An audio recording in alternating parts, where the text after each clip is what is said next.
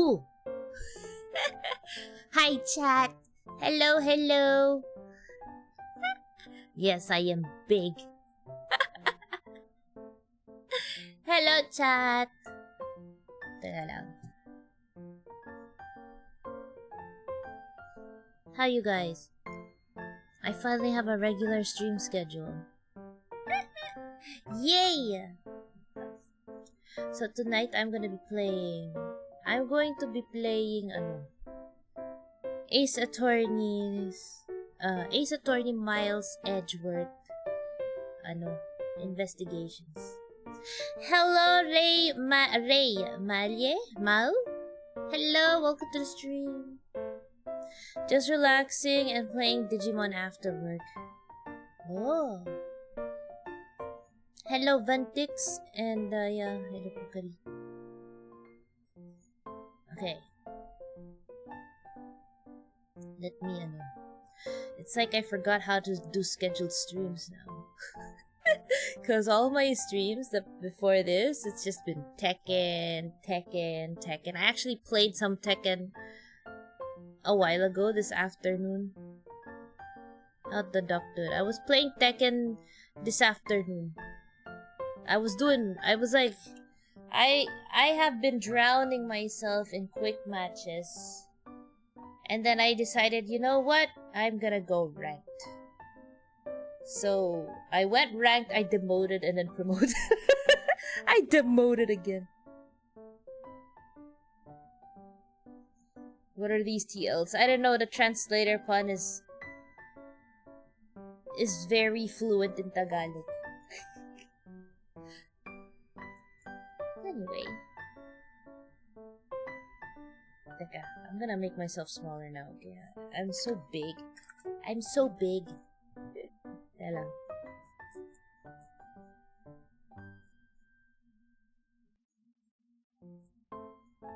There we go. I think this is okay na. Ganito.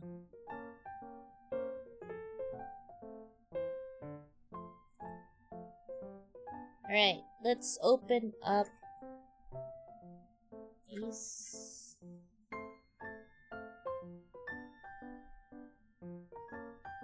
Hello, Graveyard. Hello.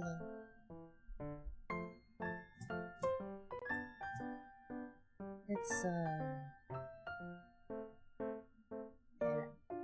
ayusin ko muna to.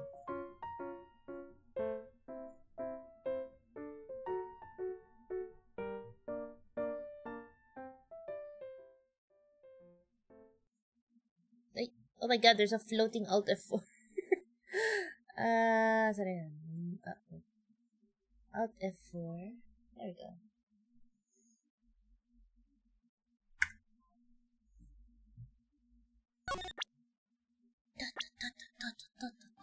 Where did we stop in this game?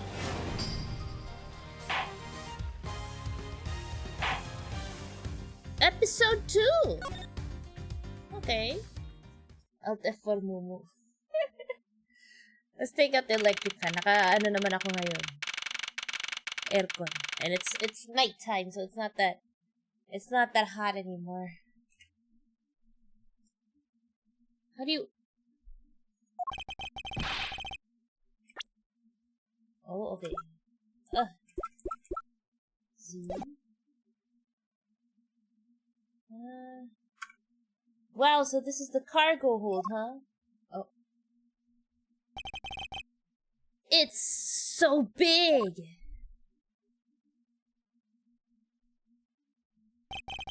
This plane is a special model. It has both a super large cargo hold and an ultra luxurious first class seat. So this is the real scene of the murder. There is certainly a high probability of that, which is why we are here, correct? Okay, let's get investigating, sir. Hi, investigating time. Ay, teka, ba't nandito pa rin yung electric fan?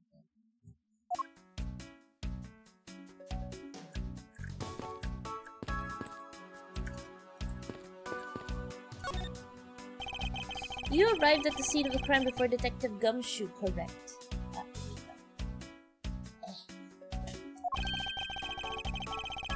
And you then immediately began to direct the investigation? It seems to me that you were already here at this airport for something besides this murder. Yes, I was. Oh, she has another purpose. Why at this airport? I've been following a very large and involved a governmental level international crime, but it's much too large for one person to take on alone. So it was decided that I should form a joint investigation with Interpol. Okay.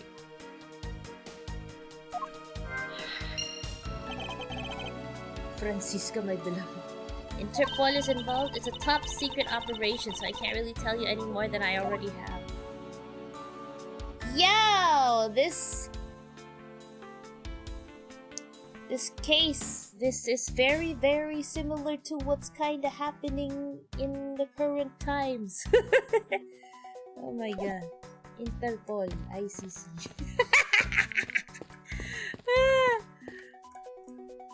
Ano to? Kasabi natin. Have you noticed anything strange happening around here? No, sir, I haven't noticed a thing. I'm not sure that he meant to sound so oblivious. Okay, what is this? Tasty Winery. All sorts of boxes are piled up here. This one says flammable and this one it says pharmaceuticals. This one says for exorcism use only. Just what kind of operation is this airline running? Exorcism, highly flammable. Baka pagong ang hanap. Hello, Skynerd. Hello, hello. What's this? Let's look at the suitcase. What's with the suitcase, pal? It's what the victim checked in, sir. So this suitcase belonged to Mr. Hicks. I don't think he'd mind if you take a closer look. There's nothing out of the ordinary in here, sir. Wait, a file? File? And there's a photo of Miss Von Karma in it, sir. It looks like a profile on Francisca. Why would Mr. Hicks have had a file on her? Okay, what's it? Holy suitcases, Mr. Edgeworth. It's like an all-you-can-use suitcase fair. These must be all of the leftover ones they couldn't sell. The ones the company is planning to dispose of after this flight is over. This paint job is really cool, don't you think? It practically screams artsy. Oh, why not purchase one then? I'm sure it'll bring you much happiness. You think so? Then maybe I will. Let's see here.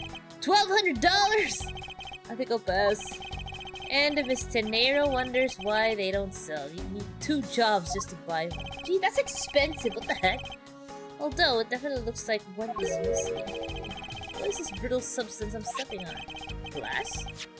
It's a bunch of glass fragments. Looks like a radioactive suitcase.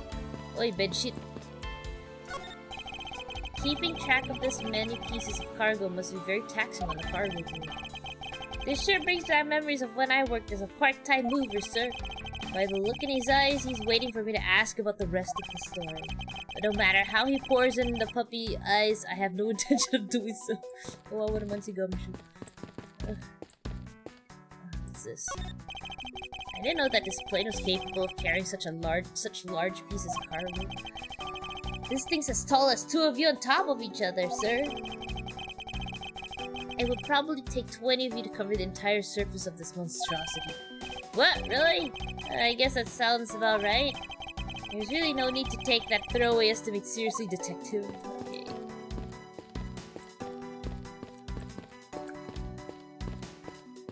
Oh, something here? Okay, we got to talk to Francisco.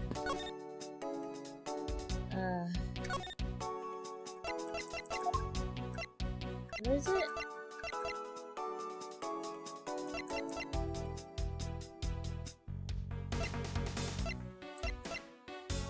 Wait, where is it? The one with the info one.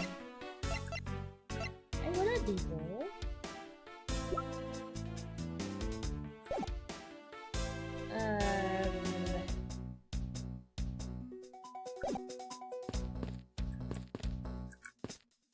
Oh, okay, I think I have to do this. There we go. The victim's glasses are broken. Where are they broken? Okay, this one. Oh, no. Oh. Glass shot, there we go. T.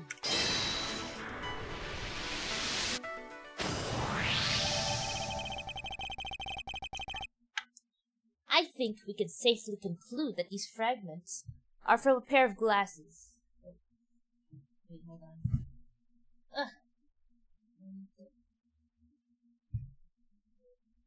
There we go. Okay. And the victim was wearing a pair of broken glasses. Exactly what I was thinking. I'm sure that the shards would match up perfectly with the remnants of his glasses lenses.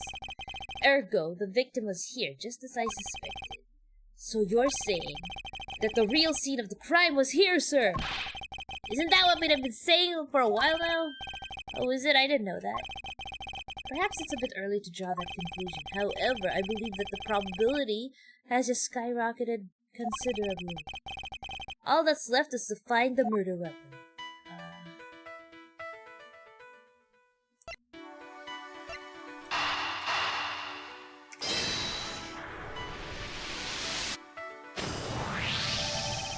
Now, why would Mr. Hicks have documents profiling Francisca? Oh, I know. I bet he's a big fan of Miss Von Karma, sir. Francisca said that she had come to this airport as part of an Interpol investigation. Oh, maybe Mr. Hicks had heard she was coming here and he followed her. Detective, I think it's more likely that Mr. Hicks was, in actuality, Interpol agent Hicks. I think Francisca has some explaining to do. Okay, we gotta talk to her.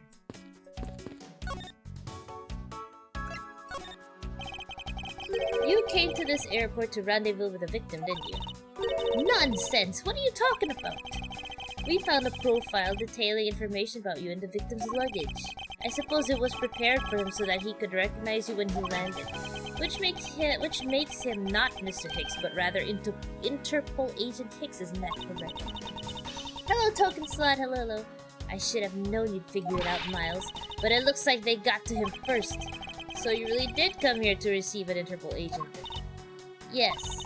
Agent Hicks was on the trail of a very large international smuggling ring. Okay. He went undercover to investigate this crime, and it was I who put him on this case. I was supposed to receive a call from him on his cell phone once he had landed. I never expected to receive a call about his murder instead. I think we have pretty definitive evidence that Agent Hicks came down here to the cargo hold. But what was he doing down here, sir? There's nothing but luggage. Oh, I get it. Maybe he forgot something in his suitcase and came down to get it. Oh, he got whipped. He got whipped!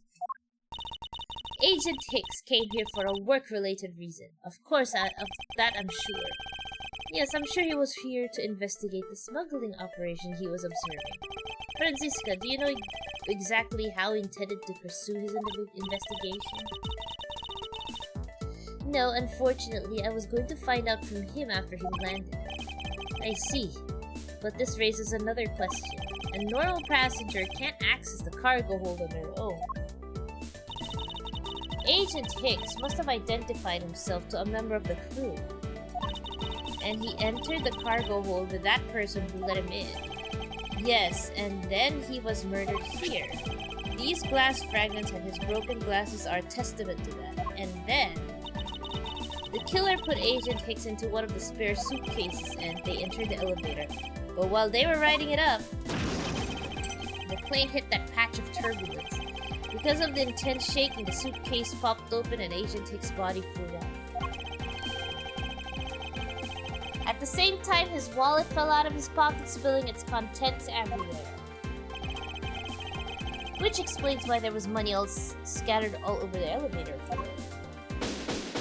Yeah!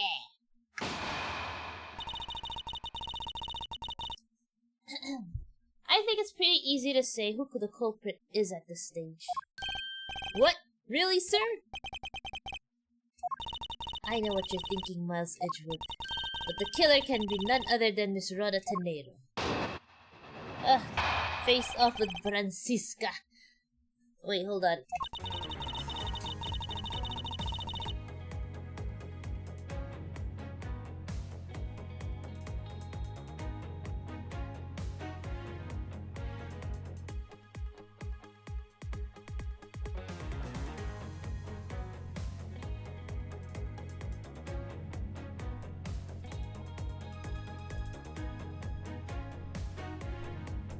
Okay. Hold on.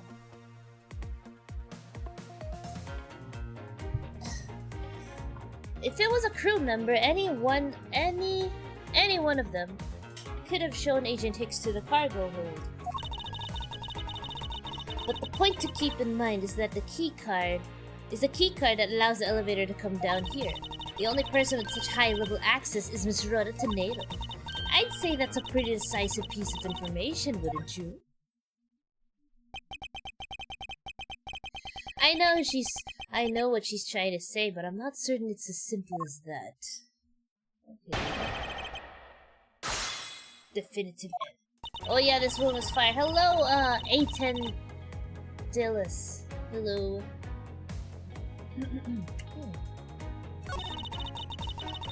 Key card allows the elevator to come down here. The only person with such high level access is Rhoda Tornado.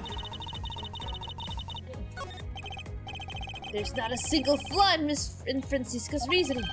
However, there must be something I can work with that I can draw out of her. Okay, we gotta press everything.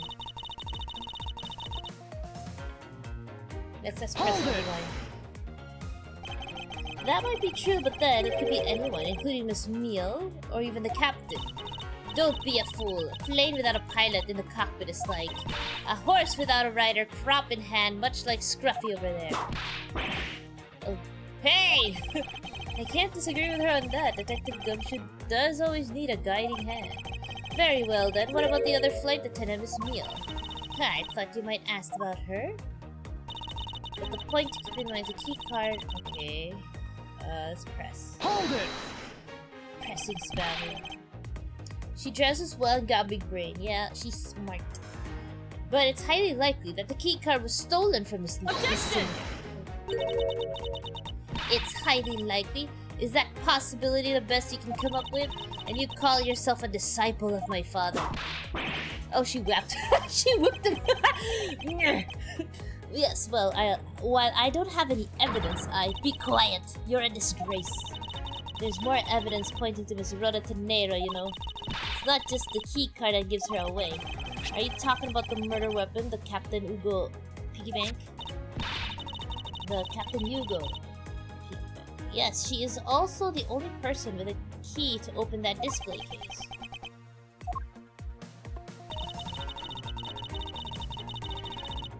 Further, there is the matter of the key to the display case that held the murderous back. Wait, if I remember correctly, well, do we have?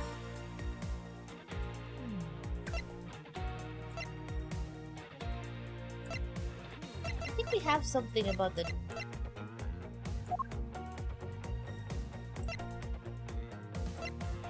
What do you call it? Highway. Oh no, I don't have anything here. Okay. Let's just press. Hold it! But that is a fake. Oh. Stop right there, Miles Edgeworth. You don't have any proof that this is just a red herring. If you must keep on insisting that it's a fake, then what is the real murder weapon and where did it go? Speechless, I see. That's not a surprise. After all, you know what we've searched the entire cargo hold and came up empty-handed. There must be a way. There must be something that can help you rule out the piggy bank as a murder weapon. What should be examined further to help us ascertain the authenticity of the weapon?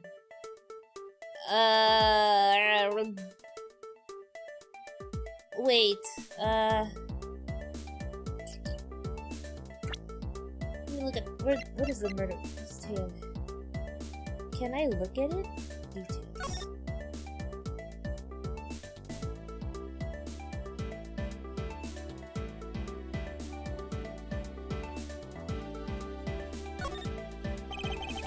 Some blood in the corners. This being the murder weapon. So I have to rule out this being the murder weapon. God.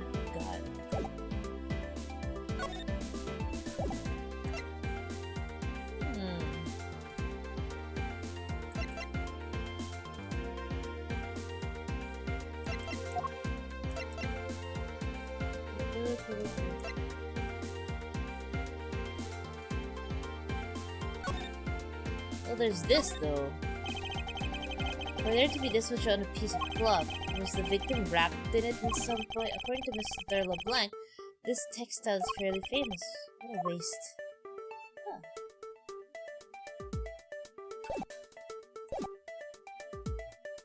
What should be examined to further help us ascertain the authenticity of the weapon?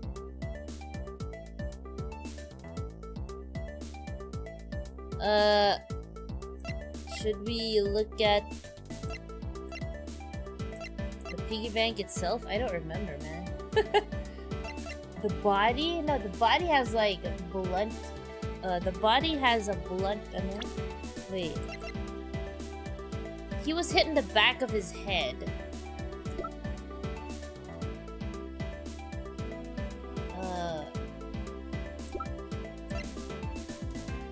There's but a passport inside.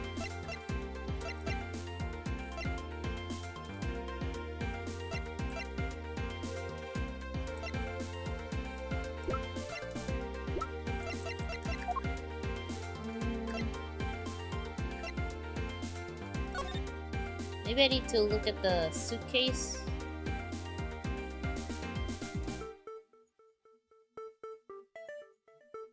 What the hell?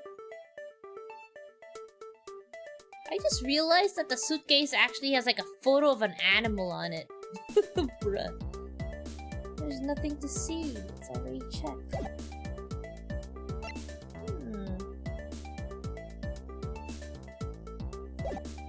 Okay, I will look. This is the place. They already explored it. Let's go for the piggy bank. We should examine the bag itself once more to determine if it is the real murder weapon. If this is the real weapon, it should be damaged or perhaps have a dent on it somewhere. Hello, Shiori. Hope you're doing well. Hello, Eternal World. Hello, Wendell. We've looked into that already, and there's no sign of anything on it. But we can't discount it as the murder weapon on that fact alone. The piggy bank is, after all, made of a stronger material than human flesh. Ah! Okay, it's not that. Another way. Wait, followed? Oh, Jihaz, thank you for following. Thank you. Did I pronounce it right? Jihaz or Jihaz? I don't know how to pronounce it. The body? No, he only had one. Jihaz, okay. Is it the body or the crimes? Oh shoot, I think it's the body. We might turn up the murder web and search all the cargo and luggage. Did you think I hadn't thought of that? Even now we're searching through them. But we haven't found anything that even closely resembles a murder weapon. Ugh, God.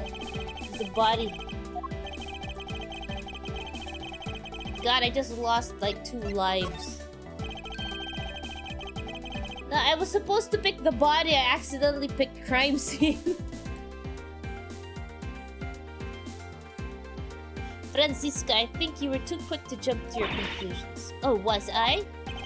Yes, you don't even have the autopsy results yet. Welcome, future doc collaborator. Yeah. Wait, I think Jihaz means Lee, right? I also have problems with Lee. How can I not say that you made a snap judgment when you have yet to even see if the wound on Agent Hicks' head is consistent with the murder weapon? Scruffy! Oh god, she's gonna... Okay. Yes, sir! Contact the medical examiner's office at once! I wish to hear the results of Agent Hicks' autopsy. Yes, sir! Come again, my friend's voice Discord. Oh, Jihaz, yeah, I said, your main is Lee, right? I also have problems facing Lee. I also have problems facing Lee, so yeah, I think the collab will be good.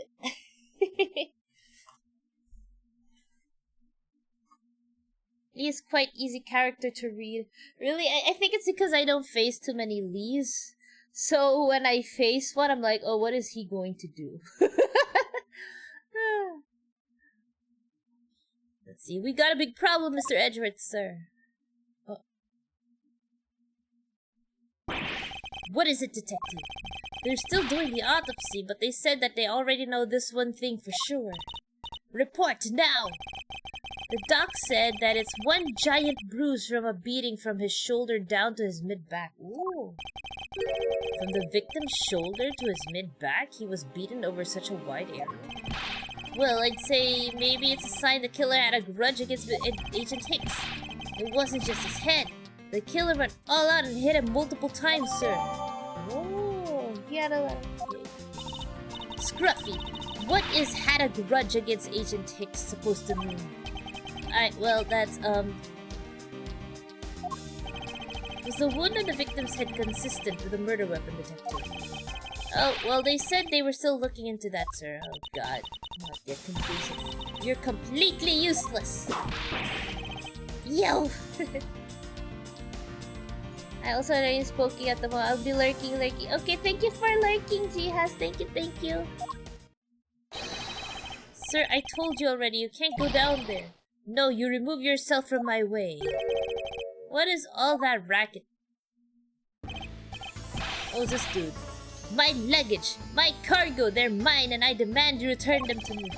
We're still investigating the cargo hold. Please understand and have a little patience.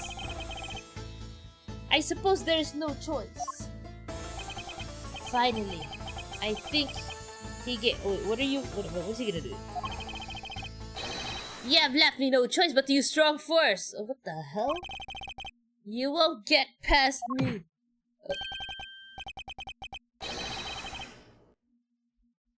What the heck?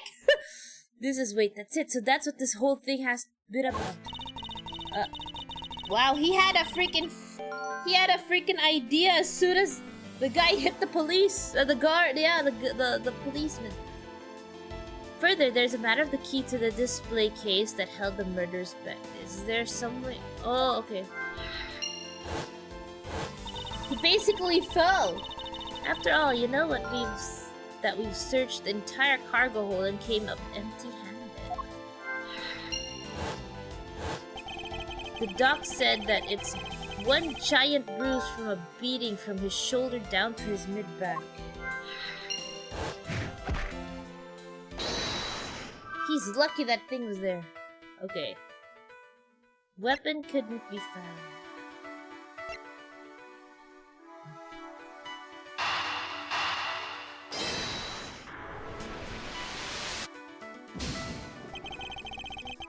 Oh, there's no... Oh, really? Okay. What the hell? Okay, so... Ito pala and... this one. Teeth.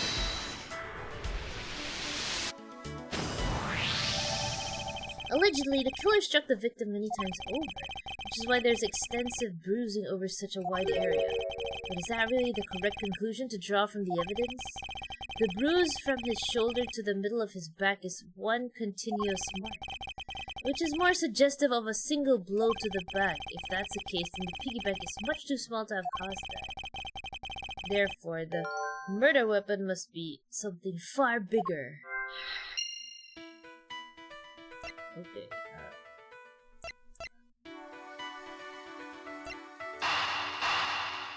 this one.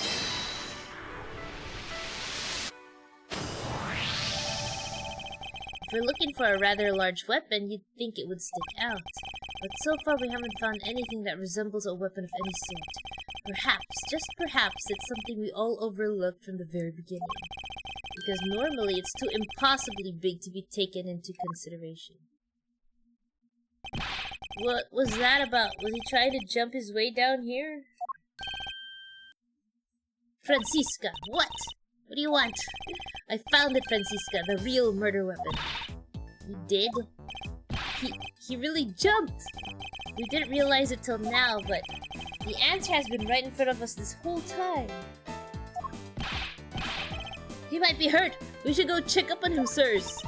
There's that pompous attitude of yours again. You should learn to drop that habit. This coming from a prosecutor with a habit of whooping everybody she comes across.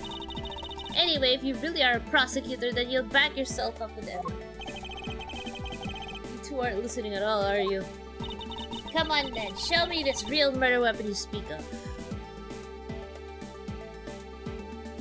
Wait, do I have evidence of it, bro?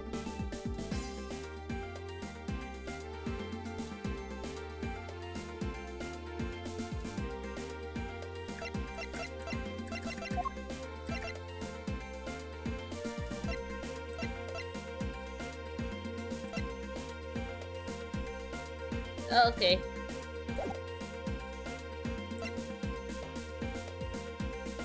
I don't have evidence because he was dropped. He fell. I guess it's this. I don't have any evidence to show you. Foolish reasoning for a foolish fool from a foolishly foolish fool meant to fool me. What do you mean by I don't have any evidence to show?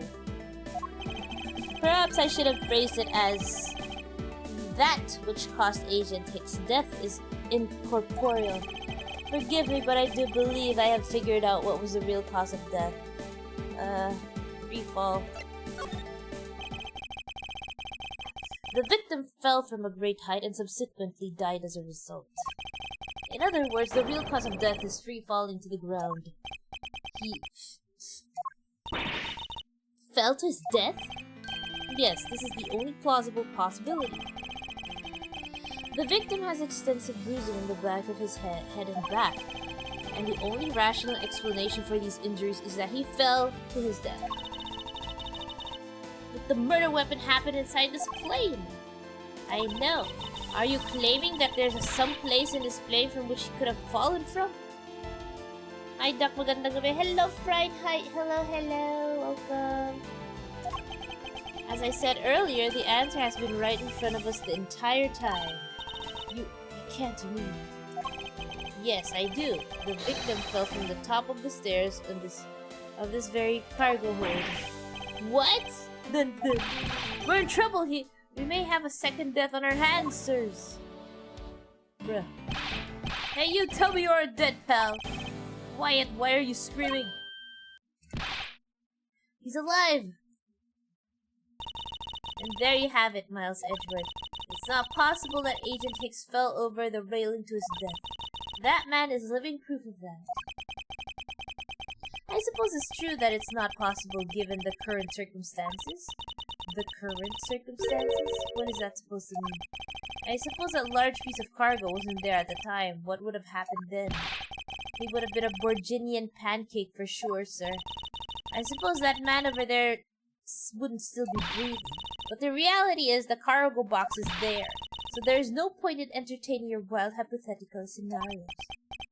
It may be there now, but there's no proof that it was always there. Ha! As if there could have been a window of time when that giant box was not there. But there was. What? The box was not always there where it is now. I think... Was it this?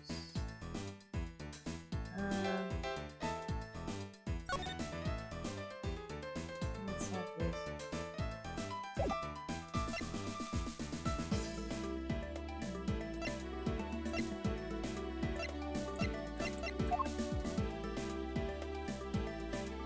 $4 a.m., 5 a.m. to transfer cargo and fuel weapon. Oh, transfer cargo, so 4 a.m. When did he die?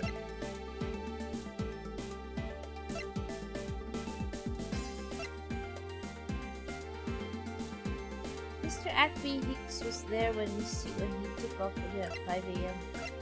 I think it's this.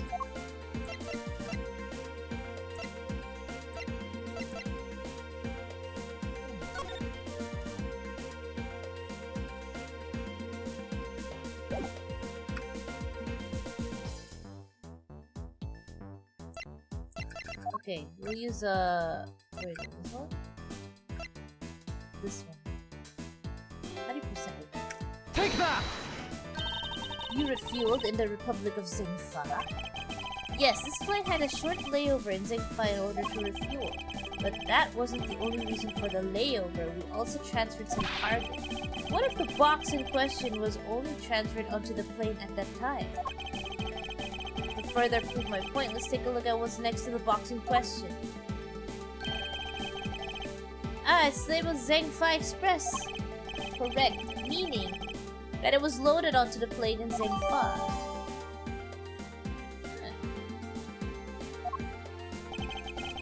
Now, what if the box in question was also loaded on at the same time? It would mean that the box was not here in the cargo hold during the Europe-Zengfa leg of the flight, making a clear drop from which Agent Hicks could have fallen to his death entirely possible. Ah, but your theory is still very far-fetched. Then allow me a chance to prove how very likely my scenario is. My first order of business will be to examine that piece of cargo in more detail. Okay, we're gonna look at it.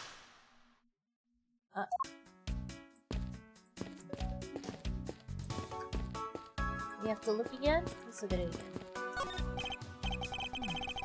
This is a large piece of art. There's a tag on its hair. Let's see. Atty Red statue. Never heard of it. Nor I, but all I care about is if we can prove it wasn't here at the time of the threat. Then let's get investigating, sir. Oh god. What is this? Oh! Wait! We gotta read this language. Goat, scissors, jellyfish, leaf. No. Goat, scissors, jellyfish, juts, leaf. Question mark. Light bulb, ipis, Hadouken, meal. Okay.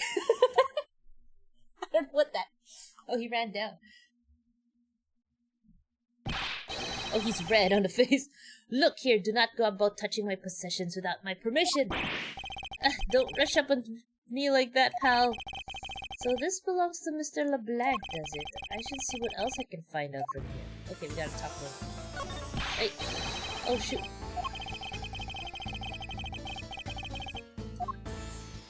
We gotta talk to this guy.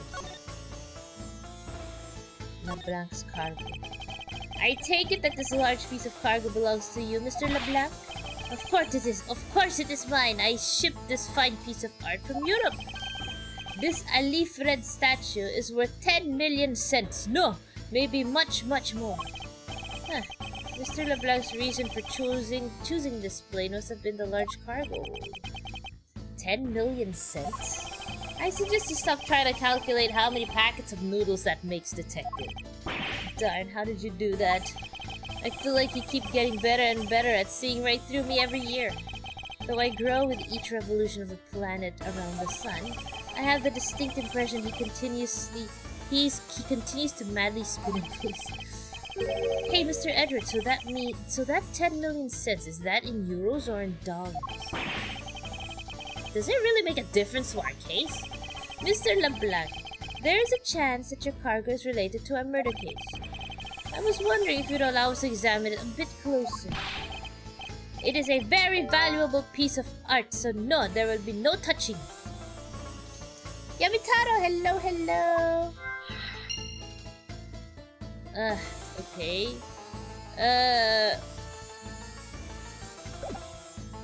What do I do now? Okay, I can't. He doesn't want me to touch it.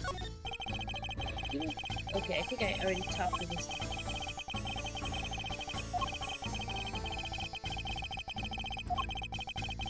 I already read this one. So assuming no backseating, here to chill, yeah, just... Oh, maybe it's smuggled.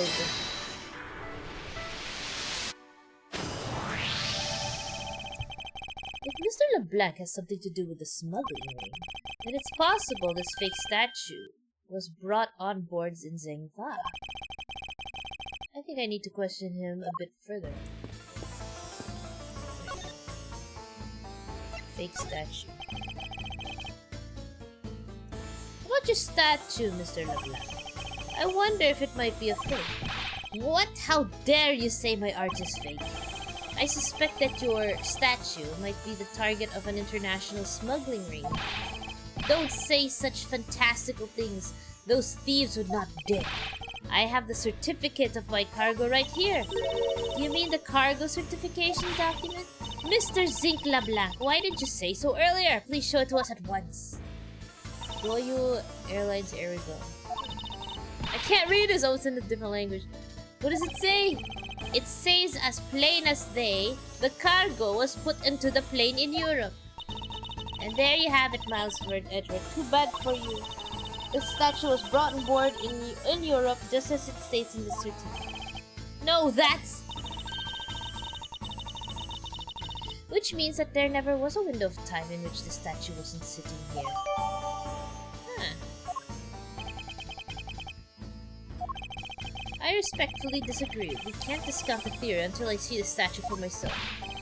Then you can have your wish. Look at it yourself and see I am right. This... I know I've seen this somewhere before. This is the Alif Red? It gives off such a feeling of art. I can practically smell it. This statue has high amount of historic value. After it was unveiled at a museum in Europe, I brought it to this country to exhibit it. Ah, Alif Red. Okay. I believe a closer look is warranted here. Okay, let's look at it. So this is the infamous Alif Red statue, huh? What is it, Mr. Edric? Do you find something? Hello, I'm not one of you. Hello. There's something wrong with this picture. We should examine it in more detail. Oh, I swear I've seen this somewhere before. I wonder these things with 10 million cents. Look out! It sparkles! I wouldn't call it sparkling detective, maybe more along the lines of dully shining. Are these eyes made of some sort of gem? That's a real nice shade of orange. For a sec, I couldn't even tell they were jewels. Oh, but they kind of remind me of the eyes of the stray cat I hear that lives near my house. Are the eyes supposed to be this color? Is it possible the statue's a fake? Oh.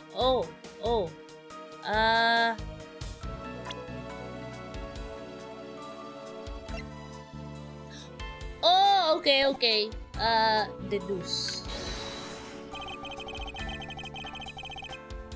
Is this spot so... Oh. Yeah, this one.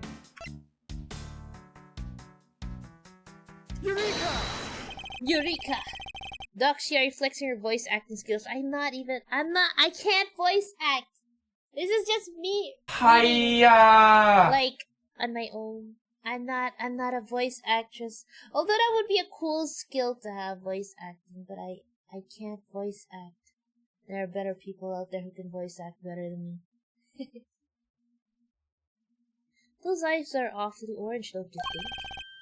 Yeah, and pretty. They remind me of sunsets when I was in grade school, sir. I don't think you see what I'm talking about. No, I do, but it's really like the color of the sun when it's setting, sir. Ah, the memories. I remember standing out in that field spinning with my arms out until I felt ill. I don't care about sunsets. Focus, detective. What color are the eyes in this photo? Red. Huh? Ah! Sir, they're red! As I thought, this statue is a fake. Mr. LeBlanc, what do you want? Do you not know that I am a busy man? I allow you 2 seconds for your answer. The Alif Red, I suppose this is your pride and joy, is it not?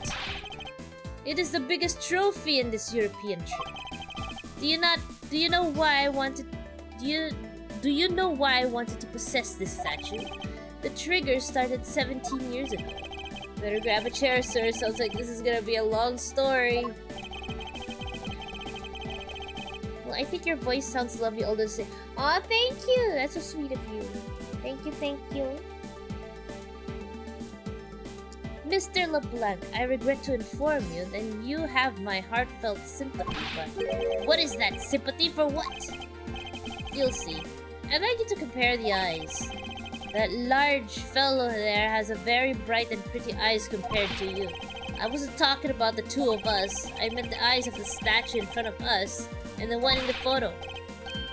Why the sudden yelling? Now then, oh! It is a photo of the statue on display at the museum in Europe. Wah! Now do you see, Mr. LeBlanc? The statue before us is a fake. How was Tekken? Tekken was fun. Ah! A fake? Oh my god. I believe that even further examination will be required, now that we have confirmed that this is indeed a fake. There must be some sort of proof that this was brought on board in Sengfa, and I will present to you evidence that will resolve the remaining contradiction.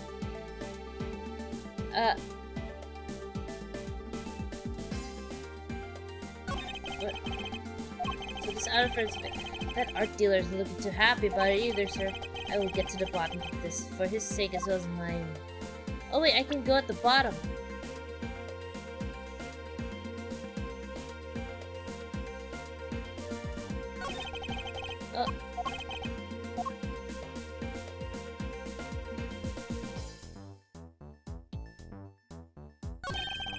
Oh! Oh! The statue looks like it's stepping all over its neighbor's cloth cover. Kinda resembles its owner's attitude in a sense, hopefully. You, what did you say just now? Further, my clothing's hem is not being stepped on by anyone. It is too expensive for me to allow that to happen. Please forgive the trespasses of my subordinate. Why should I forgive if the dress passes? What? Wait, what? What? Why should I forgive if the dress passes? Unless it is an expensive dress, you keep it. What? How was immense winds? Yeah. What have we here? It says Zhangfa Express on the cloth, sir. Something is tugging in the corner of my mind as though something is out of place. Oh wait, can I... Let me look at this again.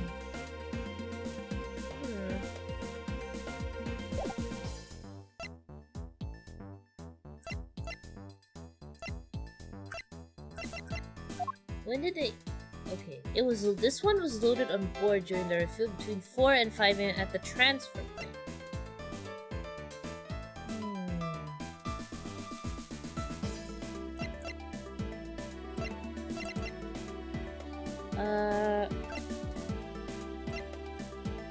Proof the statue was loaded on board in Europe. Fake piece being shipped by Mr. Labat, not worth a cent, let alone 10 million. Okay, so this one is fake. Oh, can I?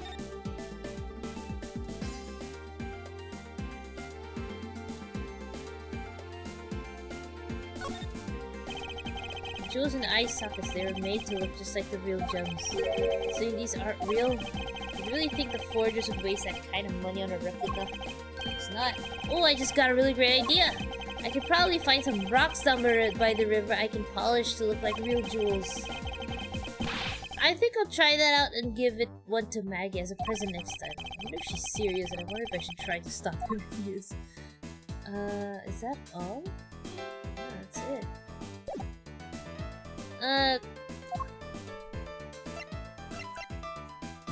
Okay, this one was taken at a museum in Europe.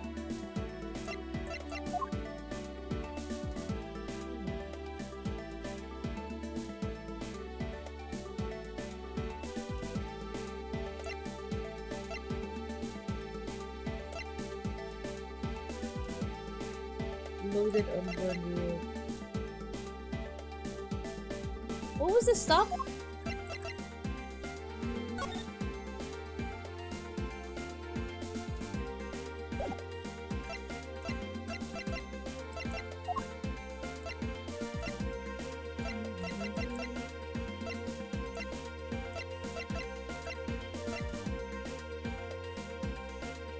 There was a refueling between 4 and 5. Oh wait. Oh, okay, I think I get it. So, it was supposed to be on board, and I think... Okay. Which one am I supposed to deduce?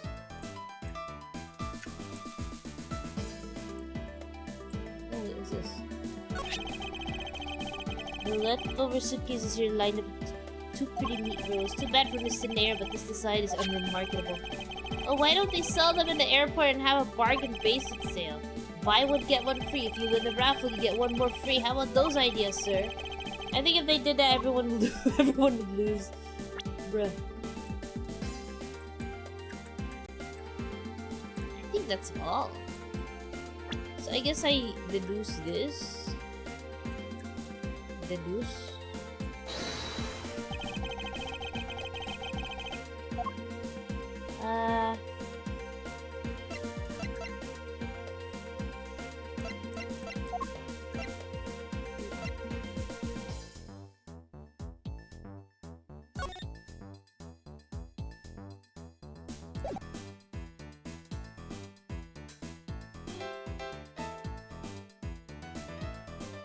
I think it's this.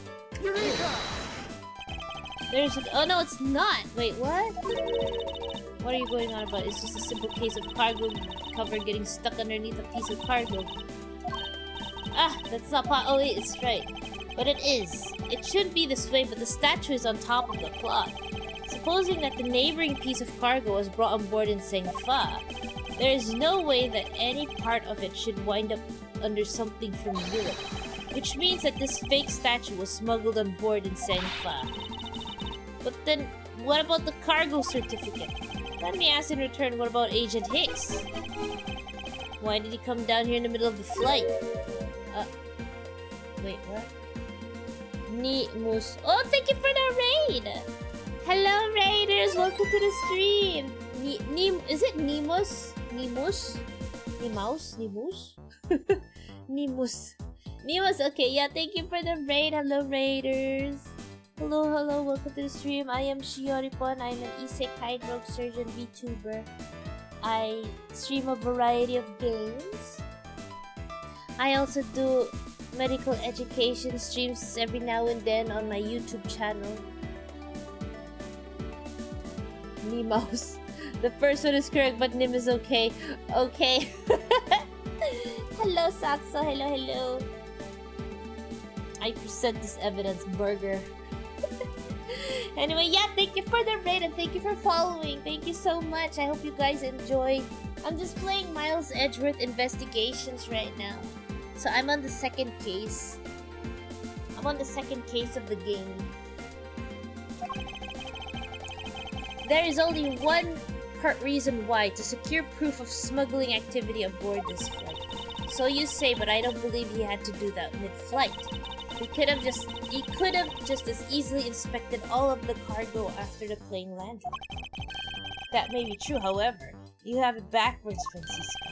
Sure, Agent Hicks could have waited until after the plane had landed, but he had a reason for coming down to the cargo hold. Suppose he had found the fake at the airport. It would have been after the swap had occurred. At that time, the suspicion would naturally fall into the statue's owner, who would have no way to prove that the statue was switched without his knowledge.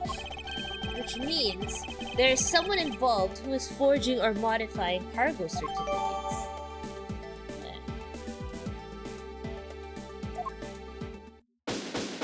I'll take my rest. Good luck investigation and objectives.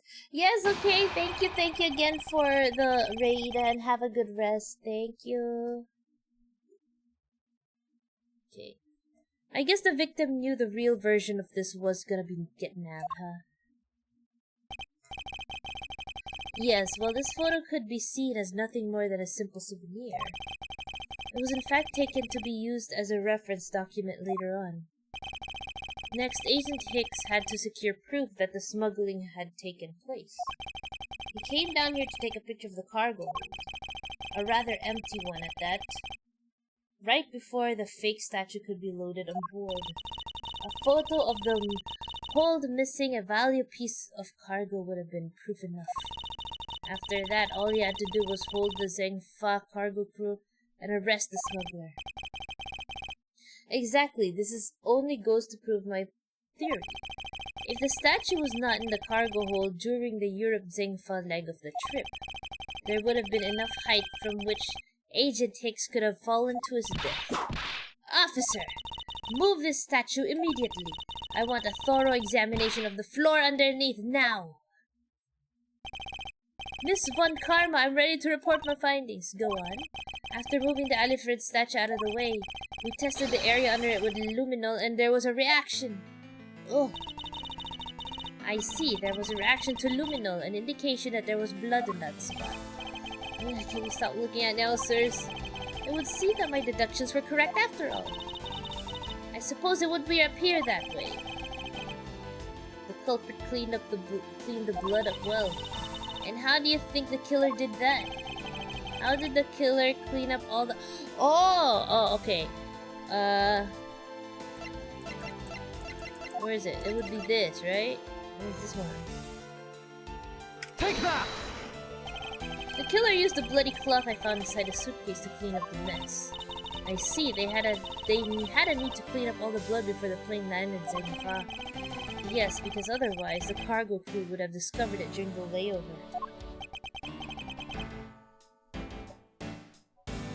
So you guys are saying that the murder happened before the plane landed in Zengfa? There's no other conceivable timeline for the events of the murder. But if that is true, then that throws a certain person's testimony into doubt. If the murder occurred before we landed in Zengfa, then this becomes highly suspect. Wait, what's the testimony? Oh my god, I don't remember the testimonies of these people. Wait.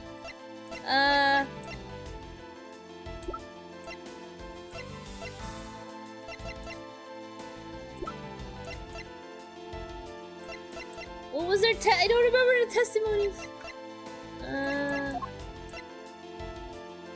Miss Acme Hicks was there and she... Oh, it's Miss Meal. Okay. Yeah, Miss Meal's testimony. Meal's testimony. Okay. Meal. Recall Miss Meal's testimony about Agent Hicks in regard to when we departed Zengfa. I saw Mr. Hicks sitting in a seat at 5 a.m., you know. She claims Agent Hicks was alive at the time of the service calls, but that totally contradicts the facts, sir. But why would she lie about something like that? I think the only person who can answer that is Miss Meal herself. One of 3 chance. No! Okay.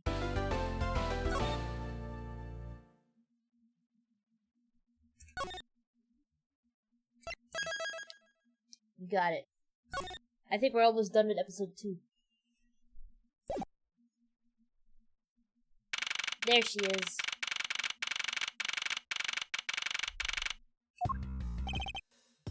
Bruh. Miss Meal. Miss Meal! Huh? Do you recall what you said earlier? About when you answered some service calls as we were departing from Zengfa? Huh? You said that Mr. Hicks was sitting in his seat at that time. However, that is simply not possible. Because Mr. Hicks was dead long before we ever touched down in Zengfa. Oh? Miss Cammy Meal! Maybe I didn't see what I thought I did? No one could make a mistake so large, Miss Meal. But I make that kind of boo-boo all the time. This is going nowhere. There must be a better way for solving this contradiction. Very well. Miss Meal, if you please tell me about your alibi during the time span from just before we were to land at 3 a.m. and 6 a.m. when the body was found. Are you telling me I'm a suspect, Mr. Edgeworth?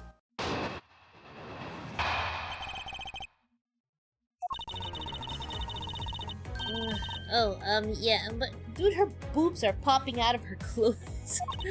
From 3 to 4, I was, in the flight attendant's room all by my lonesome self. Yeah. And from 5 to 6, I was, in the flight attendant's room all by my lonesome self. What the hell kind of a testimony? How was a man supposed to react to a testimony like that? Miss Meal, wake up! She fell asleep again. Oh, wait, hold on, guys. I will be right back. Hold on. I will be right back. Hold on, guys.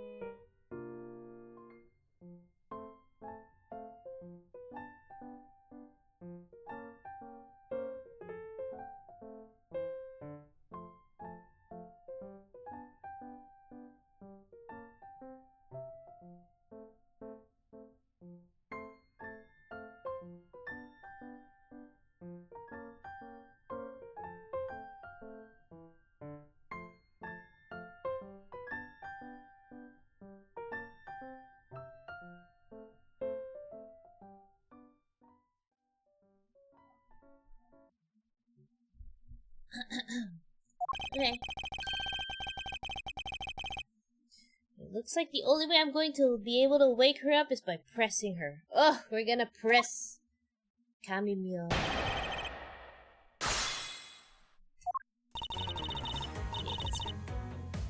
I'm gonna press every ow.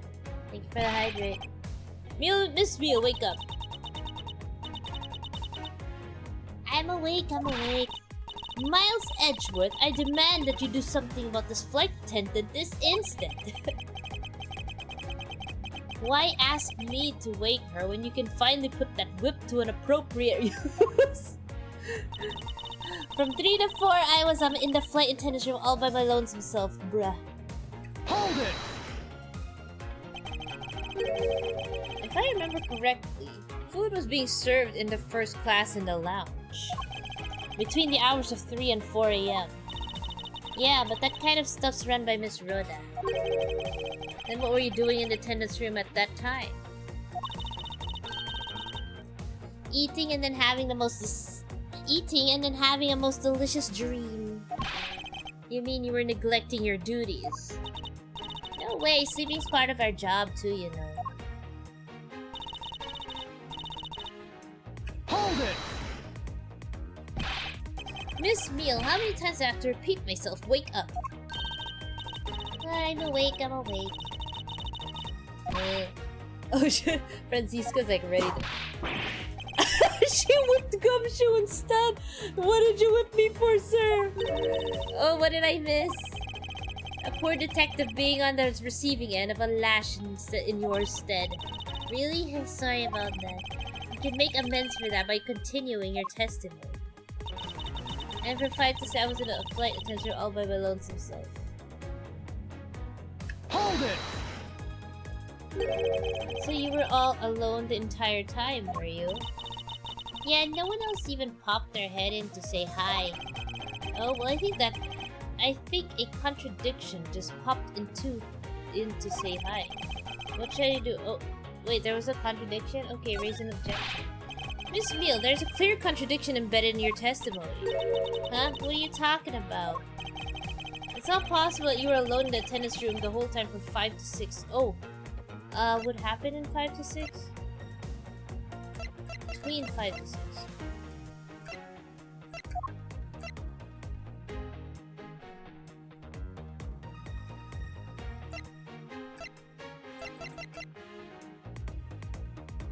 Oh, ito! Bought at the in-flight shop and left in the attendance room. The timestamp says, okay, this is it. Take that! Milaki. I wonder if you would be so kind as to take a look at this receipt. Huh? A receipt for what? It's for the suitcase Mr. Nero bought. Now if I may direct your attention to the timestamp. As you can see, it clearly says 5:40 a.m. Mr. Nero. Yes. Huh? Why is the killer here? I thought you'd have her locked up by now. I request that she be present as a witness so that we may straighten out your complex lie. Now then, Mr. Nero, between the hours of 5 and 6 a.m., you took a trip from first class down to the first floor in-flight shop, correct? Yes, I went to the shop to buy a suitcase, after which I went straight to the attendance room to drop it off. And did you see Miss Meal there at the time? No. So, Miss Meal, where were you really between the hours of 5 and 6?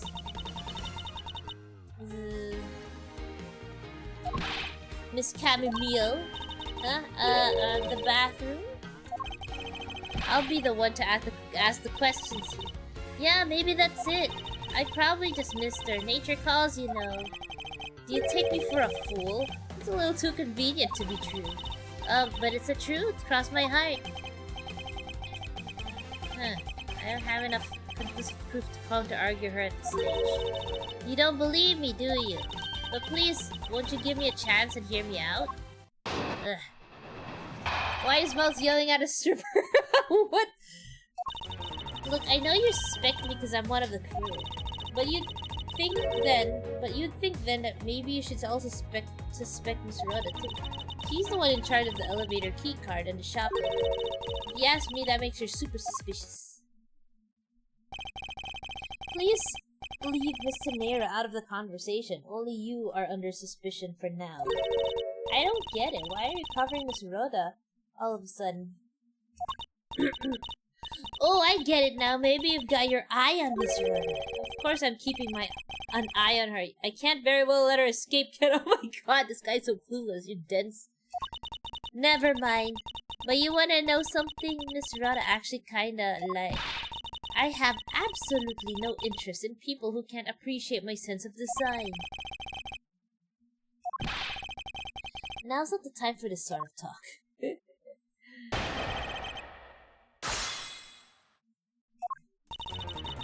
Like now it's because I'm one of the crew. But you think then maybe you should also suspect Miss Rhoda too, if she's the one in charge of the elevator keycard and the shop cleaner. If you ask me, that makes her super suspicious. Miss Meal, it's very ladylike to push suspicion onto someone else. That's not what I'm doing at all. I'm just saying that Miss Rhoda is very sus. There you go, pushing everything onto her again. I don't get what you're saying. It must be a really abstract concept, huh? Huh, the only thing abstract here is the landscape inside your head. Okay, I guess we press her everywhere. Hold it! No, it's not the only reason I have for suspecting you. Your statements regarding Mr. Hicks also turned out to be a bunch of lies. Ah, but say I wasn't an attendant, you wouldn't suspect me then, would you? Yes, I suppose that's true enough. But you think that okay, press. Hold it! She's already being detained for further questioning. Or have you already forgotten? Oh, yeah, I guess I just forgot. Cammy, don't tell me you suspect me too. Sorry, I can't help it. I mean, other than you, there's no one else who could have done it. I can't believe you would think that I mean me, a killer? Miss Meal, what did you mean just now by no one else who could have done it? She's the one in charge of it. Hold it!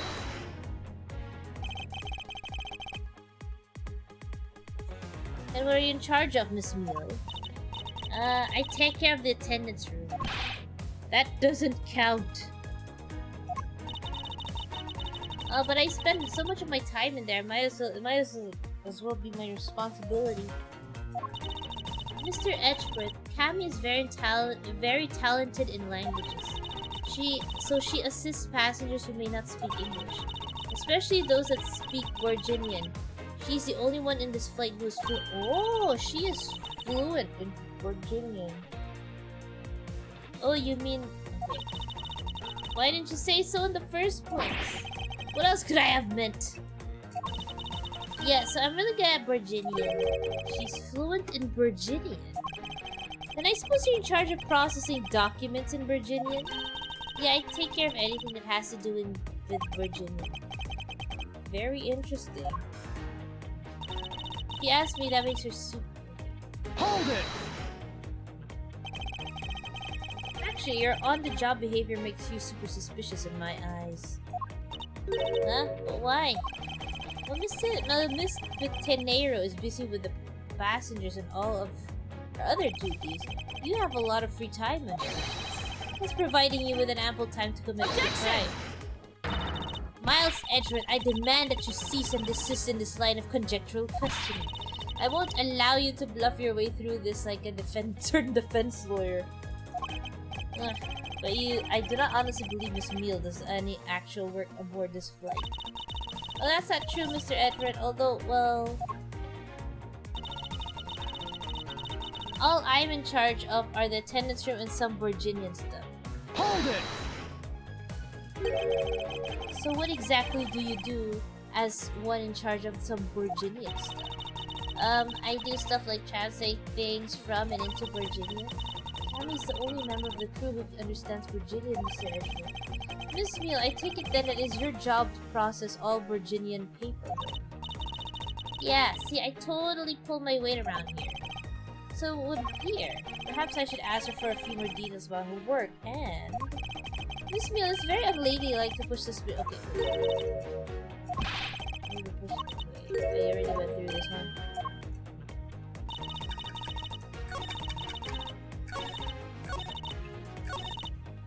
This one? Oh,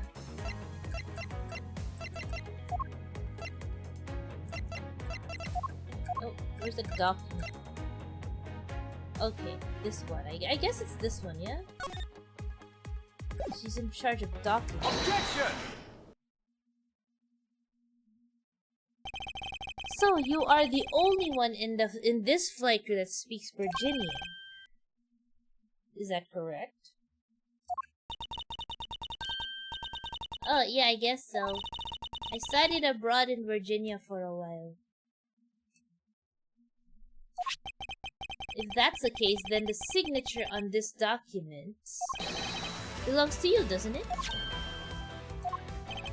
This is a falsified piece of documentation with only one purpose. To lead anyone who read it to believe that Mr. LeBlanc's statue was loaded in Europe. The only person who could have either prepared or processed this document in Virginian is you, Miss Muir. Without your participation, the smuggling of Alif Red could not have occurred. Oh, she's just sleeping up, yo. Don't sleep while I'm pointing my finger at you. Oh, here she is. She just... she changed. She changed! Oh, I wouldn't dream of falling asleep on you, Mr. Edgewood. Oh, but nah. It is as exactly as you say. She has bubbles. What? Are you confessing to having participated in smuggling? No, far from it. It's true that I was the one who signed off on that document. But you can't use that fact alone to make your allegation of smuggling stick. There's no direct correlation after all. All you have is my signature on a piece of paper. Really? All you did was sign it? I neglected to check if the cargo had been loaded onto the plane properly. So sorry about that.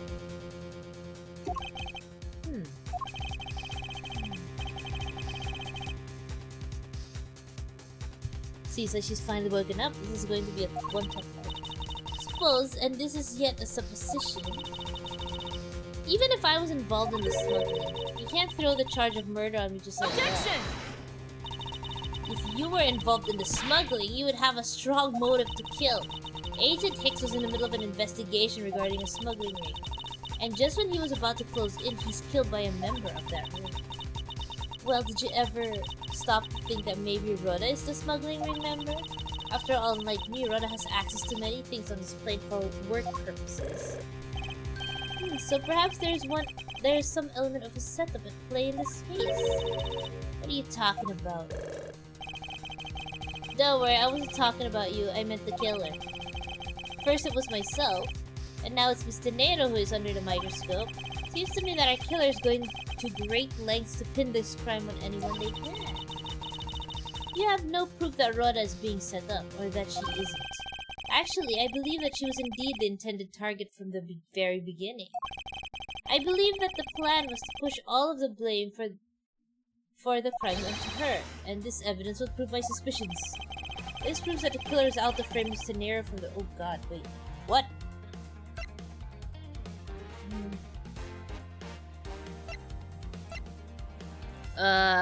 Okay, we gotta look at everything again.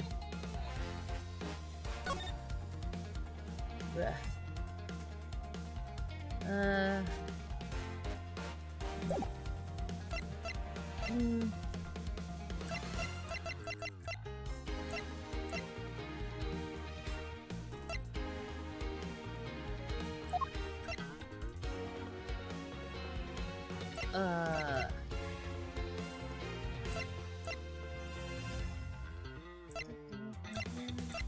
Is it this one?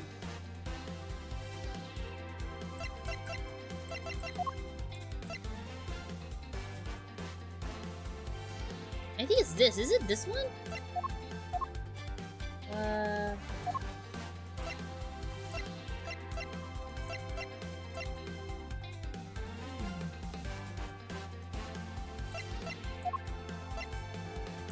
Oh, I think it's this. Because this is her bag. Take that! Yeah. The killer could have hidden the body anywhere, and yet they chose the suitcase. Why is that? Perhaps it was to move the body up from the lower deck to the first floor. However, why go through the trouble to do so? The only way all of these actions make sense is if the killer had wanted to frame Mr. Nero for the murder. Mr. Nero buys a suitcase on every flight she works without fail. But should her suitcase be switched with the one containing the victim's body, that would put her in a very tight spot. Unfortunately for the killer, the turbulence put an end to that plan. Huh. There wasn't enough time to put the body back into the suitcase. Ergo, they made do with whoever was at hand, adapted to their plan, and tried to frame me as I lay unconscious on the floor from the turbulence. The killer then went to hide the suitcase in the in-flight shop and brought the piggy bank back to the elevator in order to fabricate a false weapon. A lot of work for a fruitless endeavor, wouldn't you agree? Sounds like the killer had a tough time too, huh? I mean, why did the killer need to frame someone that badly anyway? That's just because of the special circumstances surrounding this particular case.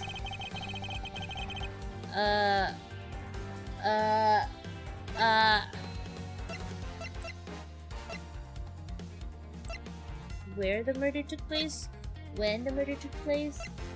Who the murder...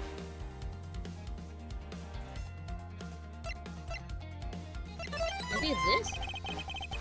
Oh. So, Windes, thank you for following the stream.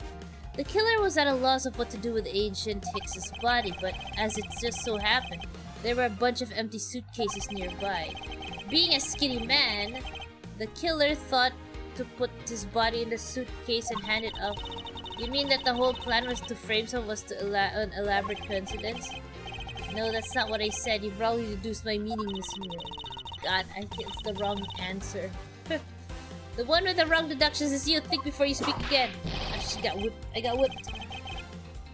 Patience, Francisca. I was about to reveal the truth. Wait, so it's not the big... Where? I think it's when.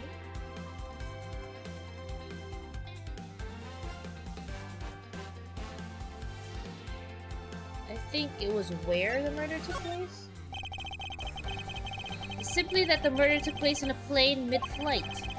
No matter which country, customs is quite strict in this day and age. So no matter what you do, the chances that the body will be found is very high.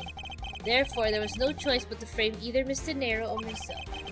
In other words, the only one who fits within the boundaries of the criminal's movements is not Mr. Nero or myself, but you, Miss Chamomile. Only you and you alone could be the killer. And...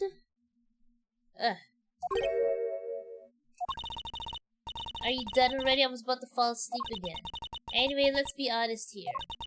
You don't have anything on me other than a whole lot of circumstantial evidence. I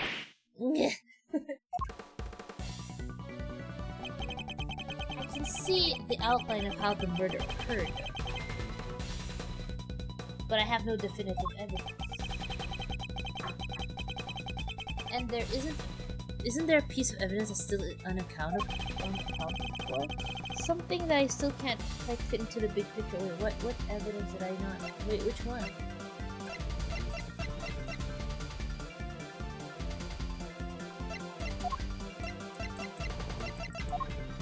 Oh, I think it's this one. This one? Take that!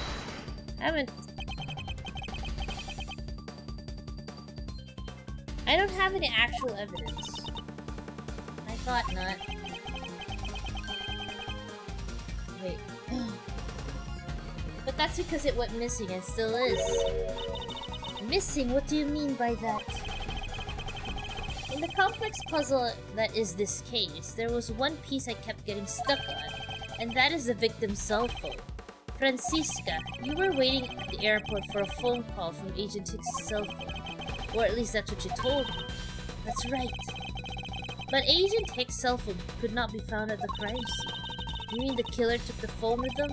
Precisely. I suspect that if we were to find that phone, it would lead us to the killer. Hahaha, come on, get serious. If the victim fell to his death from that height, wouldn't his phone break as well? We won't know that until we try a little experiment, will we? Francisca, I'd like to ask for your assistance. You know the victim's phone number, do you not? Of course I do.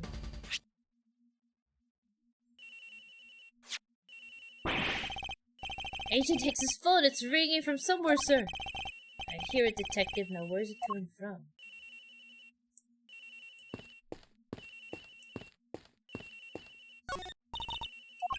Miss Emile, wake up. Sorry, Mr. Edgar. I got sleepy all of a sudden because it sounds like a lullaby I used to love as a child. Better find a cell phone fast. Where? Is it here? Sounds like the phone is up in the flight attendant's room. Oh, it's in the we better hurry to the flight attendant's room, sir. Okay.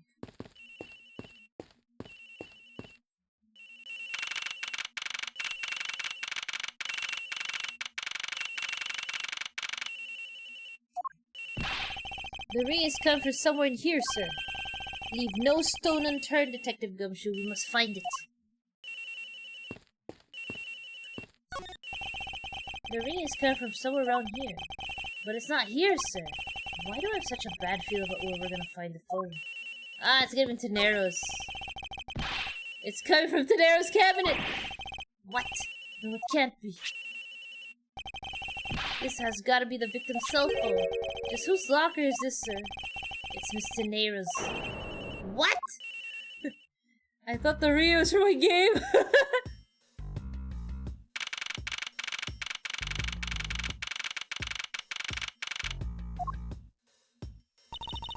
So, Mr. Edward, how did it go? Where did you find the phone? I found it in the flight attendant's room, in Miss Tenero's locker. What? But, Rhoda Tenero, I don't know anything about the phone. It wasn't me. I wasn't me. Miss Von Karma, is it? I suggest you arrest Miss Rhoda Tenero. Wait, I have a theory. This is related to the incident with the key card. When the killer went to steal the key card, they conveniently stashed the cell phone in Miss Tenero's locker at the same time. This is related to the key card, alright, in the same way that we have zero proof that the killer did just that. The only voice that sings the truth is evident. That is the one bird we cannot ignore. What should I do? Francisca's right. I can't offer baseless conjectures at this point. Alright then, why did the culprit take the cell phone from Agent Hicks? It must have something very incriminating on or in it. Hold it! What now, Miles Edward? It's not over yet. We have yet to figure out why the killer took the phone. What? Inside this phone lies the final piece of incriminating evidence that will point us to our killer.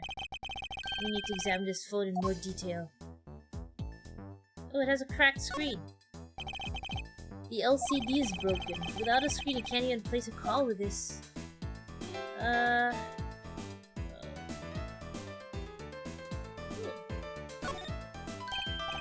it's a camera lens. Come to think of it, I wonder, how exactly was Agent Hicks planning to preserve the crime scene of a smoker? Francisca, I need you to confirm something. This cell phone, can it take pictures? Mr. Edgeworth, I can't believe you don't know about this kind of basic stuff, sir. This looks like a very similar model to my own. And mine can take photos just fine. Do you think Agent Hicks could have taken some pictures with this? In particular, pictures as evidence for a smuggling case? If so, I'd say there may be some very inconvenient photos in here for a killer smuggler. But the phone's all busted up, sir. Even a super prosecutor can't repair a broken phone. I'll find a way, don't you worry about that. May I go back to sleep now? Objection! The LCD screens on the inside and outside are broken, that's for sure. But that's also reason enough to believe that the killer wasn't able to erase the data. What? What do you mean by that, Francisca? It looks like our killer isn't very familiar with electronics. The phone still rang when I called it, meaning that the LCD screens are broken. It's possible that the photos are still there inside, waiting to be accessed. All we need to do is transfer the data to my phone. Francisca, your phone, if you please. Very well. It's transferred. Alright, displaying it now. This is... Oh! Agent Hicks was most certainly trying to obtain some evidence for his smuggling case. Hey, the Alfred's nowhere in this picture! But this has no meaning as a piece of evidence in the murder case, right? Seems right. Not much we can find out from this Agent Hicks about Agent Hicks' killer, sir. Is this it? This is the end? Is there really nothing in this photo that we can use?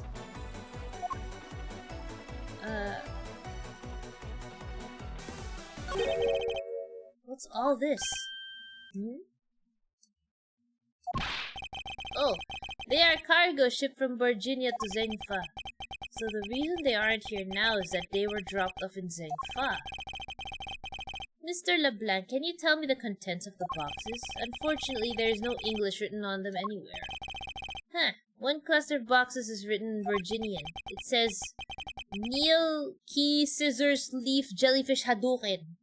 It is cloth in English. Okay. Cloth? Could it be? Is this where the killer... What? What is that scary... What for is that scary face? Miss Emile. Yes? It appears that Agent Hicks was no ordinary investigator. He left us with a piece of evidence after all. A striking piece that will point out who his killer is. Ha! Maybe you shouldn't force your mistaken reading of a simple picture, Mr. Edgeworth. Wait, I don't understand. A Virginian cargo and this piece of evidence will point us straight to the killer. Wait, blah, blah, blah, blah.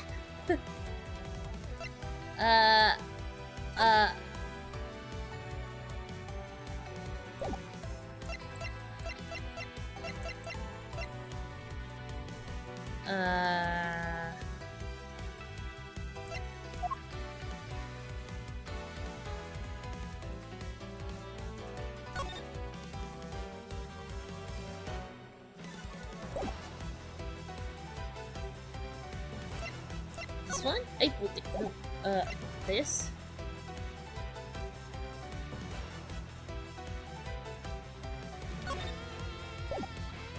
Cloth? Is this the one? I don't know. I don't know. And what is that supposed to prove? The killer used this piece of cloth to wipe up the blood they had spilt. Oh, that's right, but there was one thing that bothered me this whole time. Where did it come from? And now I have finally found the answer in this very photo. The cargo that was unloaded in Zengfa had cloth written on it, in Virginian that is. And this is where the killer grabbed the piece from to clean up the blood with. Oh, because she's the only one who was Virginian. That's right, the killer was someone who could read and understand Virginian. And the only crew member that fits that description is you, Miss Camille. Ha, that's pretty flimsy. The killer probably searched through all the boxes looking for something to use. When you're frantic, you don't care if the box is in English or Virginian. Sorry, but I cannot agree with your assessment of the killer's indiscriminate nature. What? There was no need for the killer to tear through boxes at random at all. And if the killer supposedly could not comprehend Virginian, well then. Logically, the killer would have opened this box first. Oh, the bed sheets. I thought... How do I... Oh. Take that! Hey, it says bedsheets in English right on the box, sir. Precisely, and bedsheets would be perfect for cleanup blood, wouldn't you say? So what are you trying to say? That if I were the criminal, this box of bedsheets would have been what I would have spotted first. However, the killer chose to use some Virginian cloth. Do you have any explanation for that? The killer didn't want anyone to know that the real scene of the crime was in this cargo hold. So they were afraid to leave signs of that the box for the sheets had been opened. However, the Virginian cloth, well, that's a horse of a different color. Because the killer knew that it was going to be unloaded in the Republic of Zengfa. That's right. That is why the Virginian cloth was used. And the only Virginian reader on board who could make such a calculated decision is you, Camille, and you alone. It would be very easy for us to confirm if any of the boxes were resealed. All we would have to do is contact the Zengfa authorities in time. We may even find other evidence to incriminate our killer within those boxes. So what do you say, Miss Meal? Why not confess to your crime here and now? Or would you rather wait and see what we find out from our investigation in Zengfa?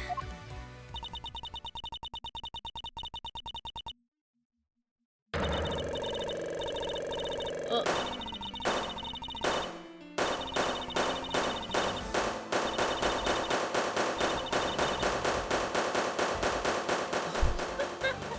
Bruh.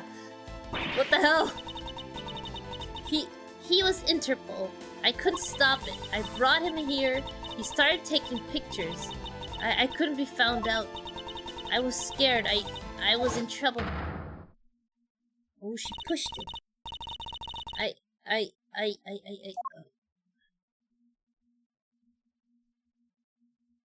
Got bitch slapped by Bubbles.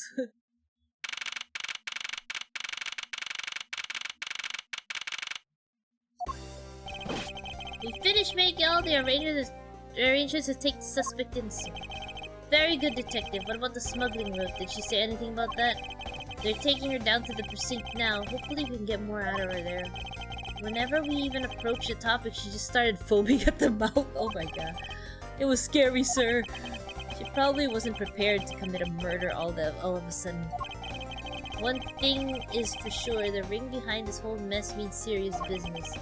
It looks like there's a lot more to this case than meets the eye. Mr. Edgewood, I just wanted to say how much I appreciate everything you did. Thank you very much. It was nothing. In fact, I should be the one thanking you for your cooperation. But truly, if it wasn't for you, I might not be here right now. Instead, I can continue to serve our passengers as a flight attendant.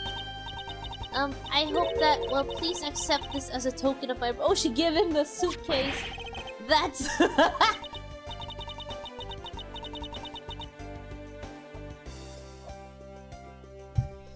I see, you don't have to take it if you don't want it. No, I mean, I would never turn down a lady's generous offer. Oh, thank you. I'm sure it will serve you well.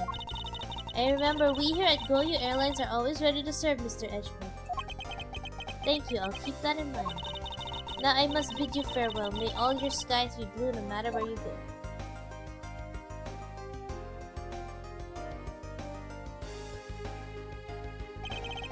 I can't believe we wound up investigating the whole day, sir, but boy was it fun.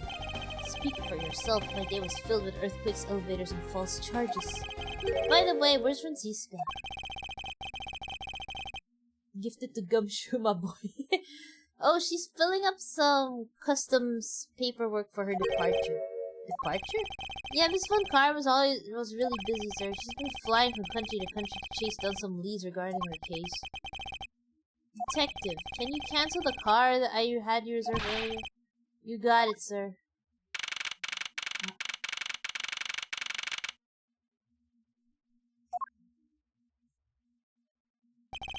Francisca. I thought I told you when you first landed, I have no time for idle chatter. I have no intention of wasting your time, however, it has been a while since we last met.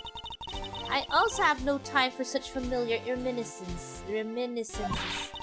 Just who do you think I am? You are Francisca Von Karma, a very proud prosecutor deserving of much respect. Huh. Until only a little while ago, I was but a wretched mutt who was always losing to you. A dancing parrot living her life on the name and fame of her invincible father, built. True, your father, Manfred von Karma, didn't lose a single case for 40 years as a prosecutor. However, I wouldn't say he was invincible. What are you talking about? Oh. The group I'm on the trail of is a little more troublesome than most. The smuggling route we found this time was only one sliver of the big picture. Sounds like a dangerous assignment. You really don't have to worry, I can take care of myself. Yes, I suppose you can. Plus, there's another agent on this case with me. Oh, another agent? He's a star among Interpol agents and has the highest successful arrest rate. Oh. Who knows, you may even run into him one day. Huh. I was simply caught up in this one case. I hardly see why we would cross paths. I suppose. But I doubt he would say the same.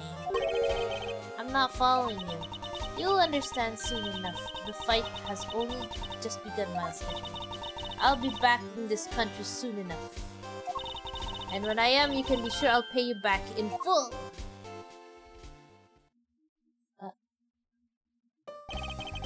Just like that, she's gone, huh, sir? Thank goodness I can finally rest easy knowing I won't have to watch out for her whip. Detective Gumshoe, I want to thank you for all of your help and cooperation.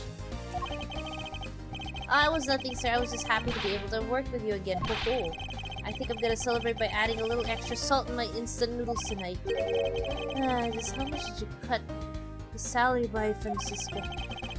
Detective, I was wondering if you might give me a ride down to the prosecutor's office. Sure thing, sir. I'll even fly down the road in patrol car if you want. Don't make me remind you, Detective. Safety first. Thus, I solved the first case upon my arrival home. Francisca von Karma, the smuggling rube she's after. The leaders of that ring had already put their trump card into play. And the players on the other side of this war, they would begin to make themselves known through the next incident.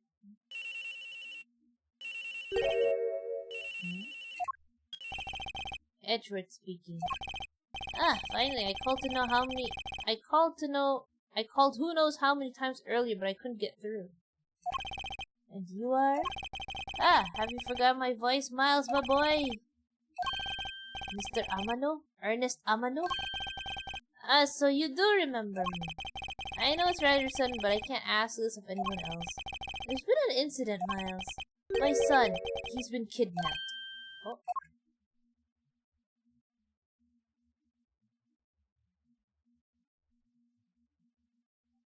Okay. Case 2. Case 3.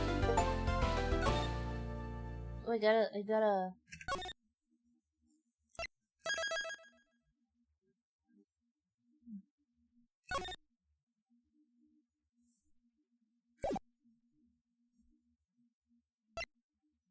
The kidnapped turnabout. Okay.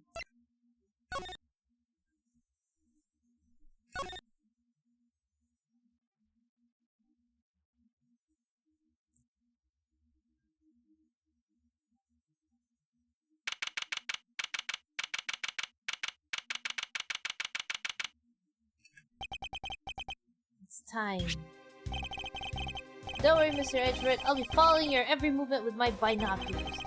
Good to hear. Now make sure you don't lose sight of me. I'm counting on you for backup. You can count on me, sir. I have to go. The kidnapper is supposed to contact me soon. Who would have thought that upon my return, I'd be thrust into a kidnapping case? And that I would be the one who would have to make the ransom drop-off.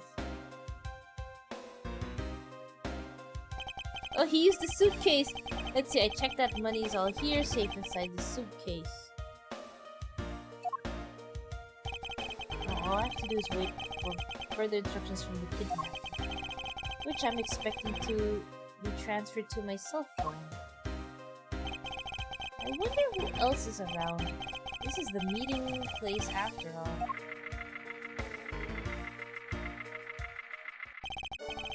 Welcome to Gatewaterland. Huh? Oh, thank you. And a big hello to you. I am the Proto Badger. Nice to meet you. Proto Badger. Excuse me, but were you perhaps thinking of taking a picture of me? A picture of you? Sorry, but I'm not interested. Oh, that's too bad. Well, have a good day. Hello? Who are you? You're not Ernest Amano. It sounds like the kidnapper is using some sort of voice alteration device. I'm his representative, Miles Edgeworth. Are you a cop? No, I'm a prosecutor.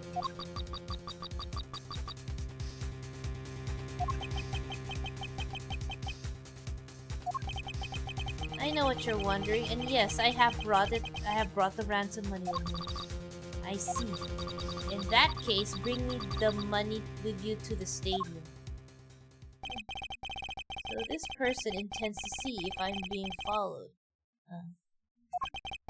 Please, Detective Gumshoe, I really need you to come through for me this one time. Bro, was that Prosecutor Payne on the side?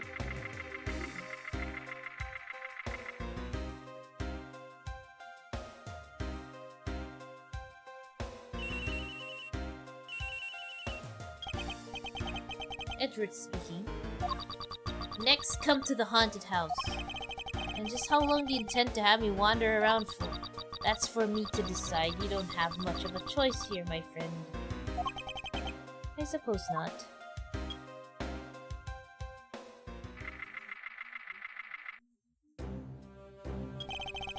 I've arrived. Go inside.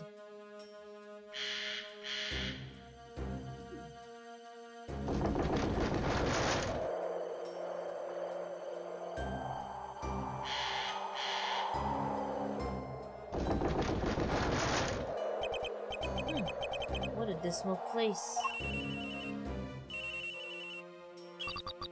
That's it. Go through those doors. Am I being watched from somewhere?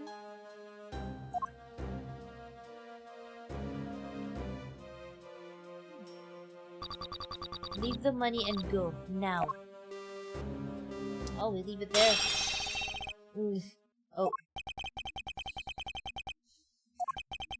I was hoping for an exchange, and maybe I should do as they say for now but not push it. I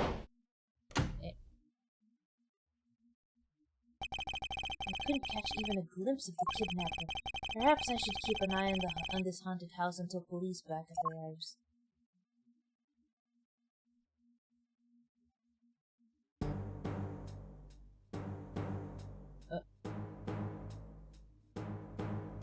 Oh my god!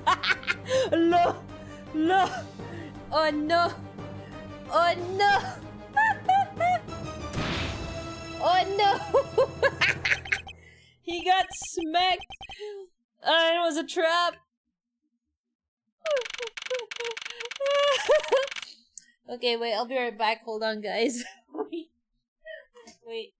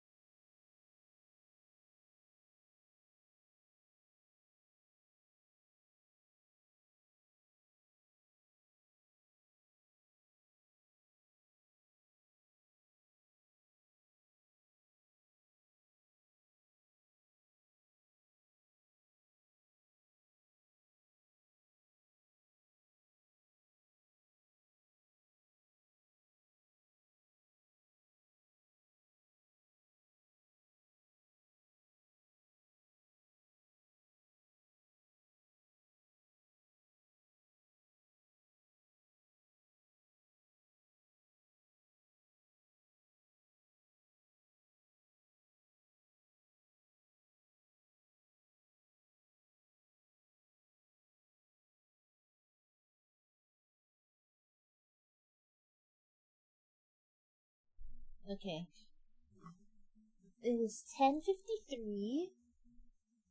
We'll end stream at 11:15. That guy betrayed. No, can't be. Then the deal. Who is that and what are they talking about? Split. Police. Alright. In front of meet up. I can't move my body. I fear I may faint again.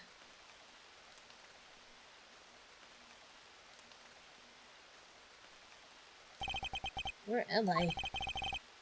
How long was I out? It wasn't rain like this, like it is now when I made a drop off.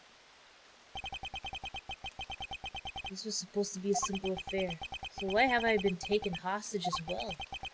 I can only assume Detective Gumshoe lost sight of me at some point. The only reason I agreed to be the drop-off man was because of that phone call. It was from Mr. Ernest Amano, the director of the powerful Zaibatsu, the Amano Group. But aside from that, I also owe him a great debt of gratitude. His only son, Lance, had been kidnapped. I know that Lance is already in his 20s, but I guess some things you never grew out of.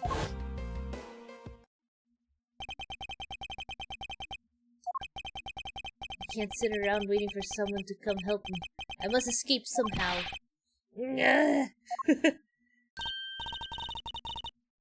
Ha! Ha! Was that you making that funny sound? Who's there, and how dare you laugh at a gentleman's plight?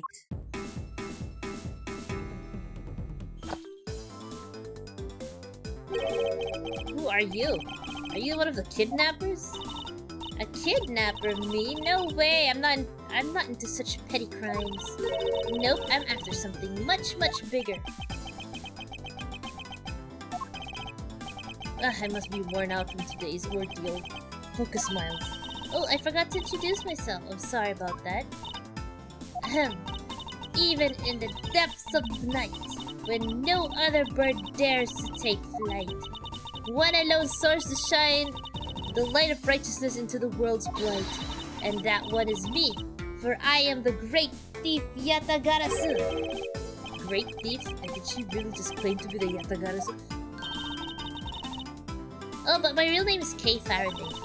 You can call me Kay, Kay. Good, glad it's settled. Not quite, I have a mountain of questions for you. But first, if you would be so kind as to remove these ropes. I wonder, should I remove them? I was actually having a lot of fun watching you make those silly faces. Hey, there's no need to get all mad and icy glary on me, you know. This rope goes through here, and there you go. What a relief, I owe you my thanks. It's okay, you can pay me back in full later. Now then, what questions should I start with? Unfortunately, I can already tell nothing is going to be easy with this cheeky girl. You call yourself a great thief, and yet are you really a thief at all? You doubt me? I get it, you think that a young lady like me couldn't possibly be such a big-time thief, right? That's not the part I have a tough time believing. I am the real genuine Yatagarasu, you know. Yep, I'm a pure-blooded great thief. It's a little something I inherited from my predecessor. In that case, you wouldn't mind if I arrested you then, right? What? Of course I'd mind. I haven't stolen anything yet. Seriously, I don't know how you can say such a horrible thing to your savior. That's true. Technically, she hasn't stolen anything in front of me. Yet. When you say you're the Yatagarasu, do you mean that you are the Yatagarasu? Yep. The most righteous of the righteous. The legendary great thief. But I inherited the title only recently. So I haven't had a chance to steal anything yet as the second Yatagarasu. I was sort of worried that thieves could pass down their titles like that. But don't worry, I've got some big plans in the works. Big plans, huh? They wouldn't happen to lead to a big arrest, would they? I knew it. There's no reasoning with a prosecutor. I'm not the problem here. I'll have you know that the Yatagarasu has no interest in stealing petty trinkets. There's one thing and only one thing I want to steal. Only one thing, and what would that be? But that's gonna have to wait until we find our way out of here. Well, at least there's one thing we agree on. I'm sure I'll have plenty of time later to learn more about you. So you never told me what your name is, Mr. Prosecutor. I guess not. I'm Miles Edgeworth. Aha! Now I remember. How could you remember something I just told you? She sure is cheery. Alright then, Mr. Edgeworth, let's get out of here.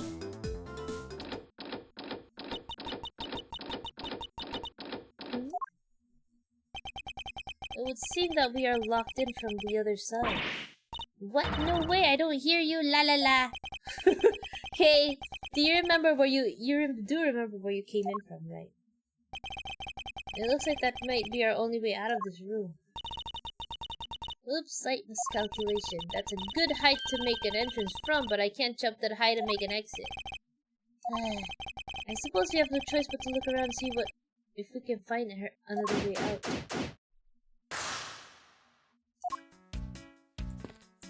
Cell phone. Isn't this my phone? Looks like it made it through the ordeal intact. If only there was a way for us to contact someone on the outside.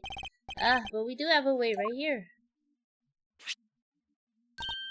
There was a cell phone here this whole time. If I'm right, Detective Gumshoe should have contacted the precinct for backup by now.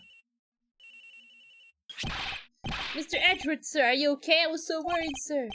I'm fine. I was knocked unconscious for a spell by the kidnapper, that's all. I'm sorry, sir. I am such a failure. If only I hadn't lost sight of you. Detective, we don't have time for this. Have the police set up a perimeter right now. You don't have to worry about that, sir. I already got the boys working on that. But in doing that, I sorta... What's wrong, detective? Sorry to butt in, but I'm afraid you're going to have to make do with me. Who's this? Shi Long Lang of Interpol. A pleasure to speak with you, Mr. Edgeworth. I've heard a great deal about you. So why exactly is an Interpol agent like yourself involved in a domestic kidnapping case? Don't sweat the details. A crime's a crime whether it's on a local or global scale. Besides, you're the one who's in a world of trouble. And why would you say that? Lang Zi says the pack that runs together stays together. You catch my drift? You caused quite a ruckus by running blindly into a situation and then getting caught. You should have contacted the police from the very beginning. I'm sorry that this happened because of a lapse in judgment. However, I humbly request that you please help me out of here post-haste. Sorry, no can do. What? We're hunting the kidnapper now and I haven't got any hands to spare. As I said, my pack moves as one. You're the one who wanted to go it alone, so good luck to you, Mr. Prosecutor. Oh, and once we do catch the kidnapper, rest assured we'll come find you eventually.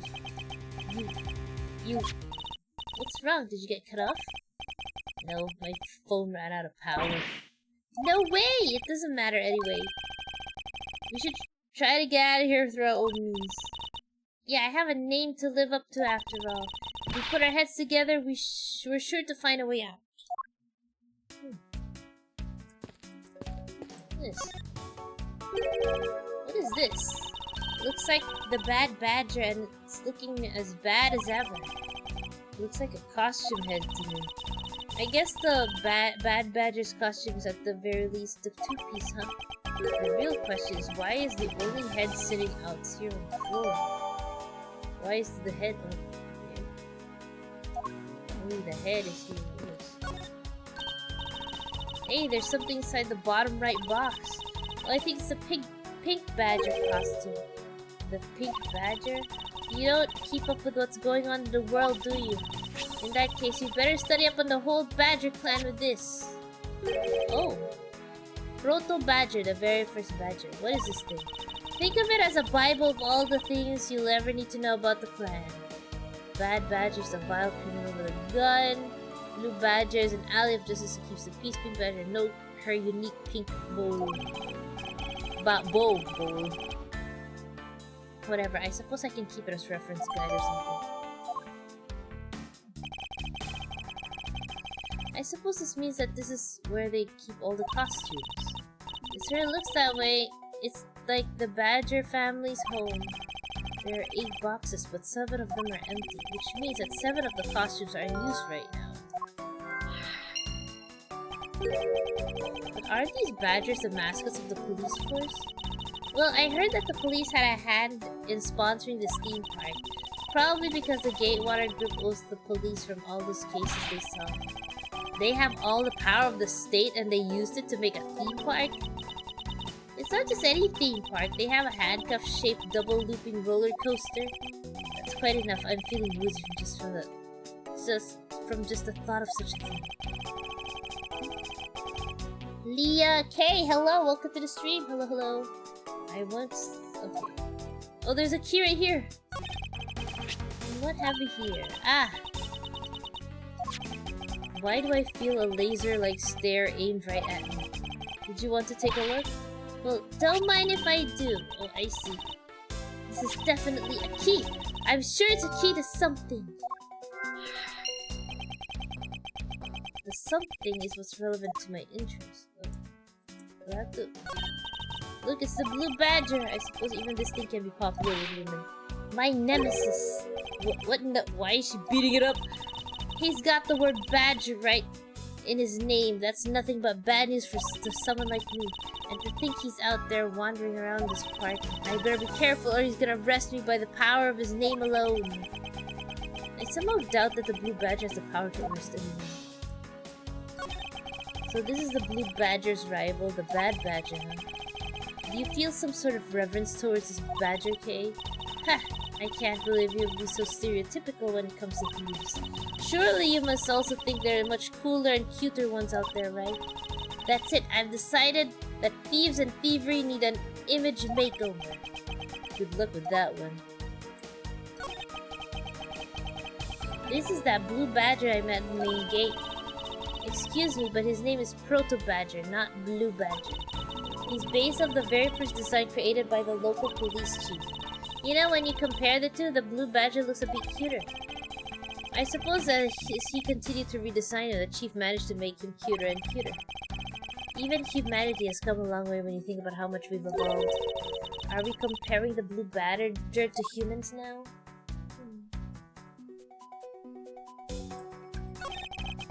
I suppose this is the Pink Badger? But since it has the same design, doesn't it seem forced to call this one a female? You think so? I mean, just look at how long her eyelashes are. That's the only difference. And the fact that she's pink. Yes, and her lips are red. See a lipstick. What? She has nothing to say about the giant pink ribbon, or is it too obvious?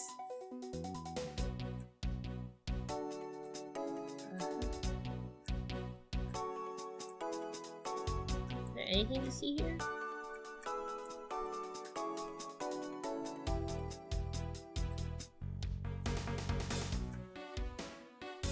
Is that all I needed to see? I think that was all I needed to see, yeah?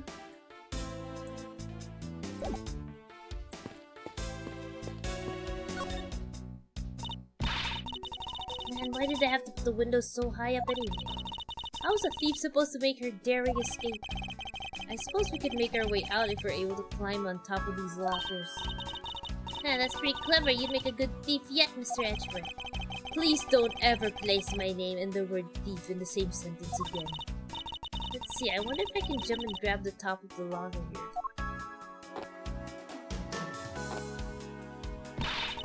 Man, why'd they have to make such ginormous lockers anyway? Even if we wanted to use these lockers, we need some sort of foothold.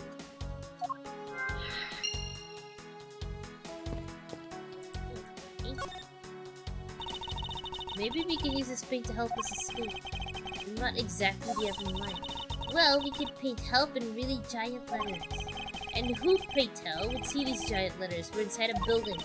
Okay, then how about we light the paint on fire and send out colored smoke signals. Anyone who saw it would think some crazy arsonist was about and call the cops. Actually, maybe that may not be great for me, seeing as I'm a thief and all. Let's try to find some other than this paint to use, shall we? They're holding a Blue Badger photo rally? You didn't know? Plus it's not just the Blue Badger, his whole family too. If you manage to snap a shot of every member of the family, you get a really posh prize. Take a picture of every member of the Badger family and receive a prize. There's only one of each of the 4 family members wandering throughout the park. Best of luck. Well, there's a costume head sitting over here. Over there, why not start with a picture of that? You can't do that, that's cheating! There's only one of each badger in the park, so you have to work for it. Speaking of badgers, there was one sitting against a wall in the haunted house. Seriously, but somehow I don't think that one counts, Mr. Edgeworth. You have to take a picture of the costumed ones walking around the park. Huh, so those are the rules of this game? How quaint.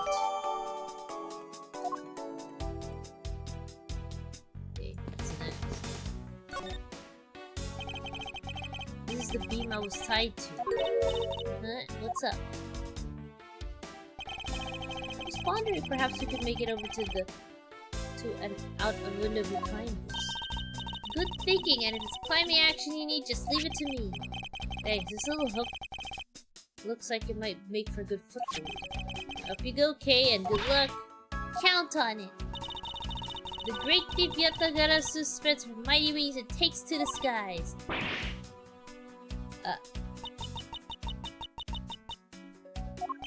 As I thought, this beam was definitely not made for climbing. What do you mean, as I thought? I'm not your guinea pig, you know.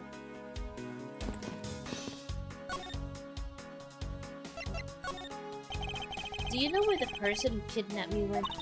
Well, after they locked you up in here, it sounded like they went up to the next room and started talking to someone. I feel like I heard something as well, but it's all haze in my mind. However, I do recall that the kidnapper was talking to someone. It was just a guess before, but I guess I really am dealing with 2 kidnappers. After that, they left.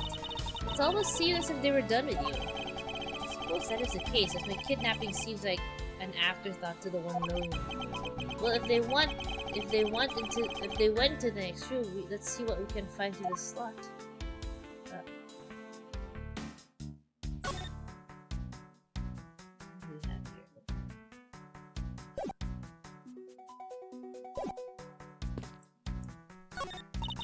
Oh, we can peer into the room the kidnappers were in front of. I won't rest until I've inspected every suspicious movement. Oh, okay, there's a trap door right here. Is that what I think it is? It looks like the kidnappers had an escape tunnel prepared just in case. That's awesome, they're like a bunch of great thieves themselves. No, they're not, because I highly doubt they made the tunnel themselves. The floor panel was removed and propped up against the beam in a very specific way. I think this building is originally built with a basement or underground area.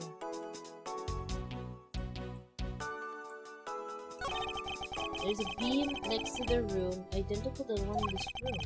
There's even a hook on it to hold it propped up floor panel in place. Which reminds me, did you find something useful, Mr. Edgeworth? Perhaps. I may have found a very handy hint to how we'll get out of here. Oh, okay. Yeah. I'll do this. Oh, wait. I think I have to... There we go.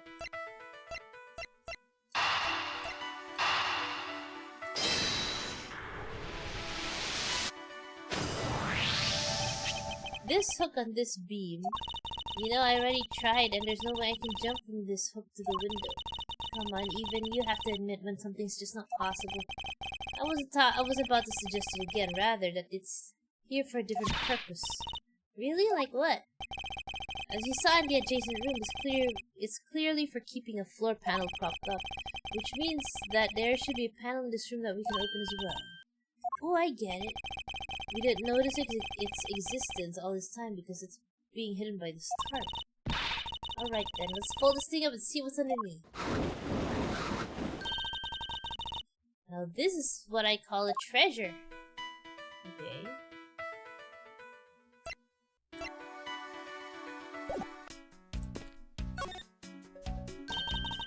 Wow, this must be another entrance to the secret hidden basement.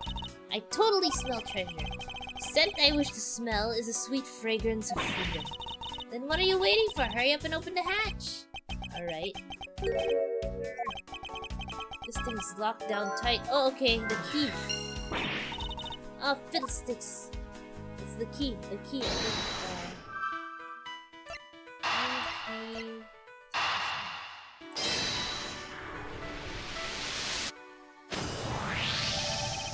I believe you're up, Kay. Huh? Why me? Because we need to use this tiny key that you've taken quite a liking to. Oh, gotcha, just leave it to me. I love the tense feeling of this moment when you're about to uncover something big. I believe the feeling of freedom would be much more satisfying right about now. Alright, I got the secret door open, and now... Wait! Oh, she just jumped. Oh, okay. Are you alright, Kay? I'm fine, the ladder just slipped us all. Thank goodness you're so right about... I about had a coronary. There's a lot of really large machinery down here. What about an exit? It's really dark and cramped down there, so I really doubt there's an exit. I can't believe that happened. You have only yourself to blame for leaping before you looked, you know. No way, I mean, how was I supposed to know that the ladder is removable? Oh. Okay. Underground ladder.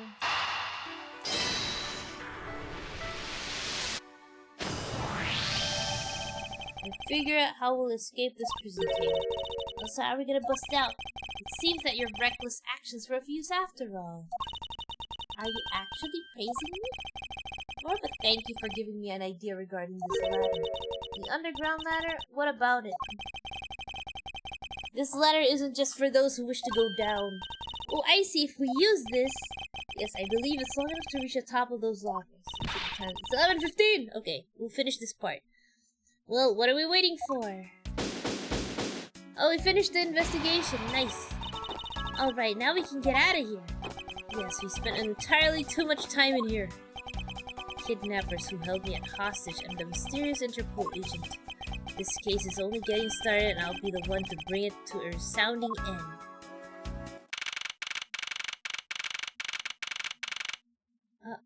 Wild Wild West area. Okay, I think, oh,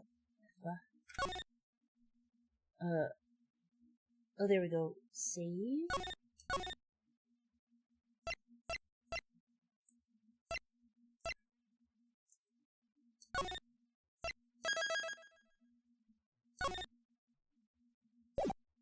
Just in time, yeah. Just in time, actually, yeah.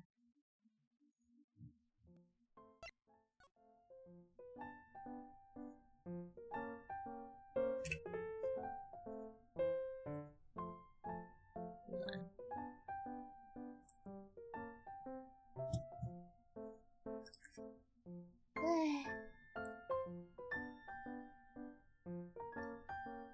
Pahingi po blessing note. I have NMAT NMAT next month. Hey, good luck with the NMAT.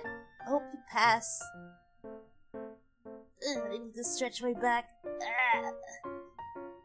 Oh, your internet's back. Yeah, I got internet now. Alright. So I have a lot of scheduled streams this week. Oh, thank you for the head pats.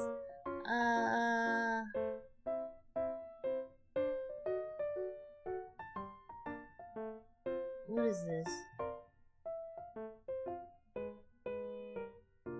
Hold on.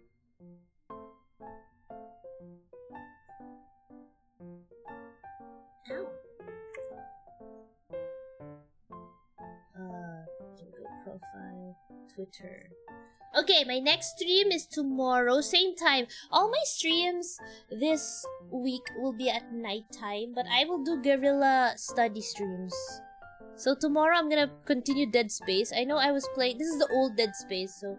I know I was playing this like last year, or actually not, I think 2 years ago, I don't remember. And I didn't get to really play continuously, so we're gonna continue that.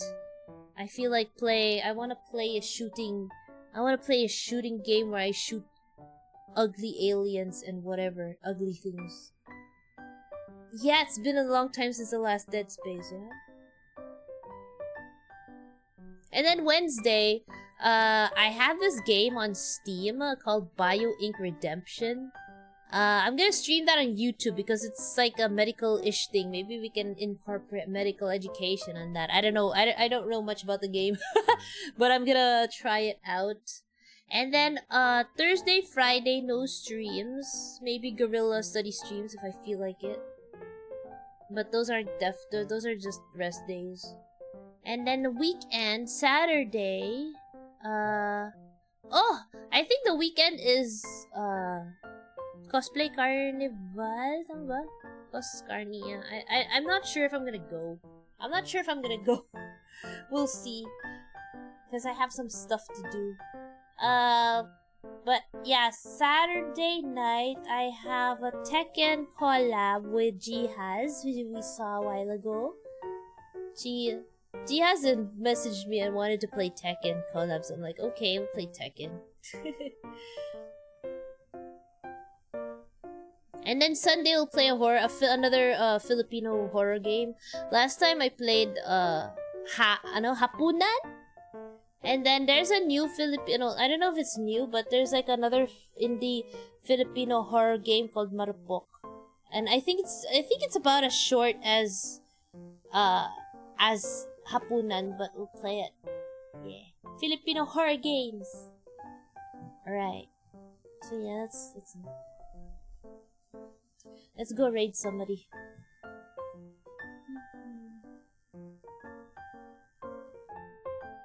I'll pass for sure on Cosmatsu, no fun for...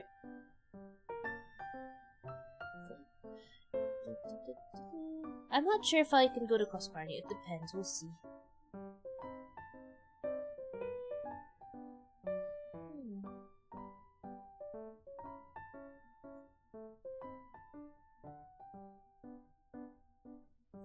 Who do I raid?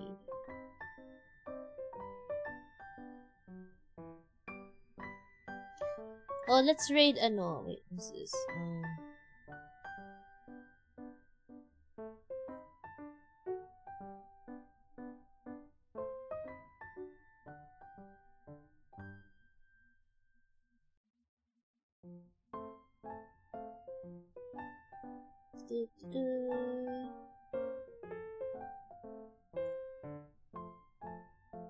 Okay, let's raid Kuro. Let's raid K9 Kuro. He's playing Minecraft. Oh, he has his own server. K9 Simp. Simp. K9 SMP. Pala, K9 Simp. Raid K9 Kuro. Ay, ano ba yan? Mali. K9 Kuro. There we go. We'll go raid K Kuro. I haven't played Minecraft in a while too either.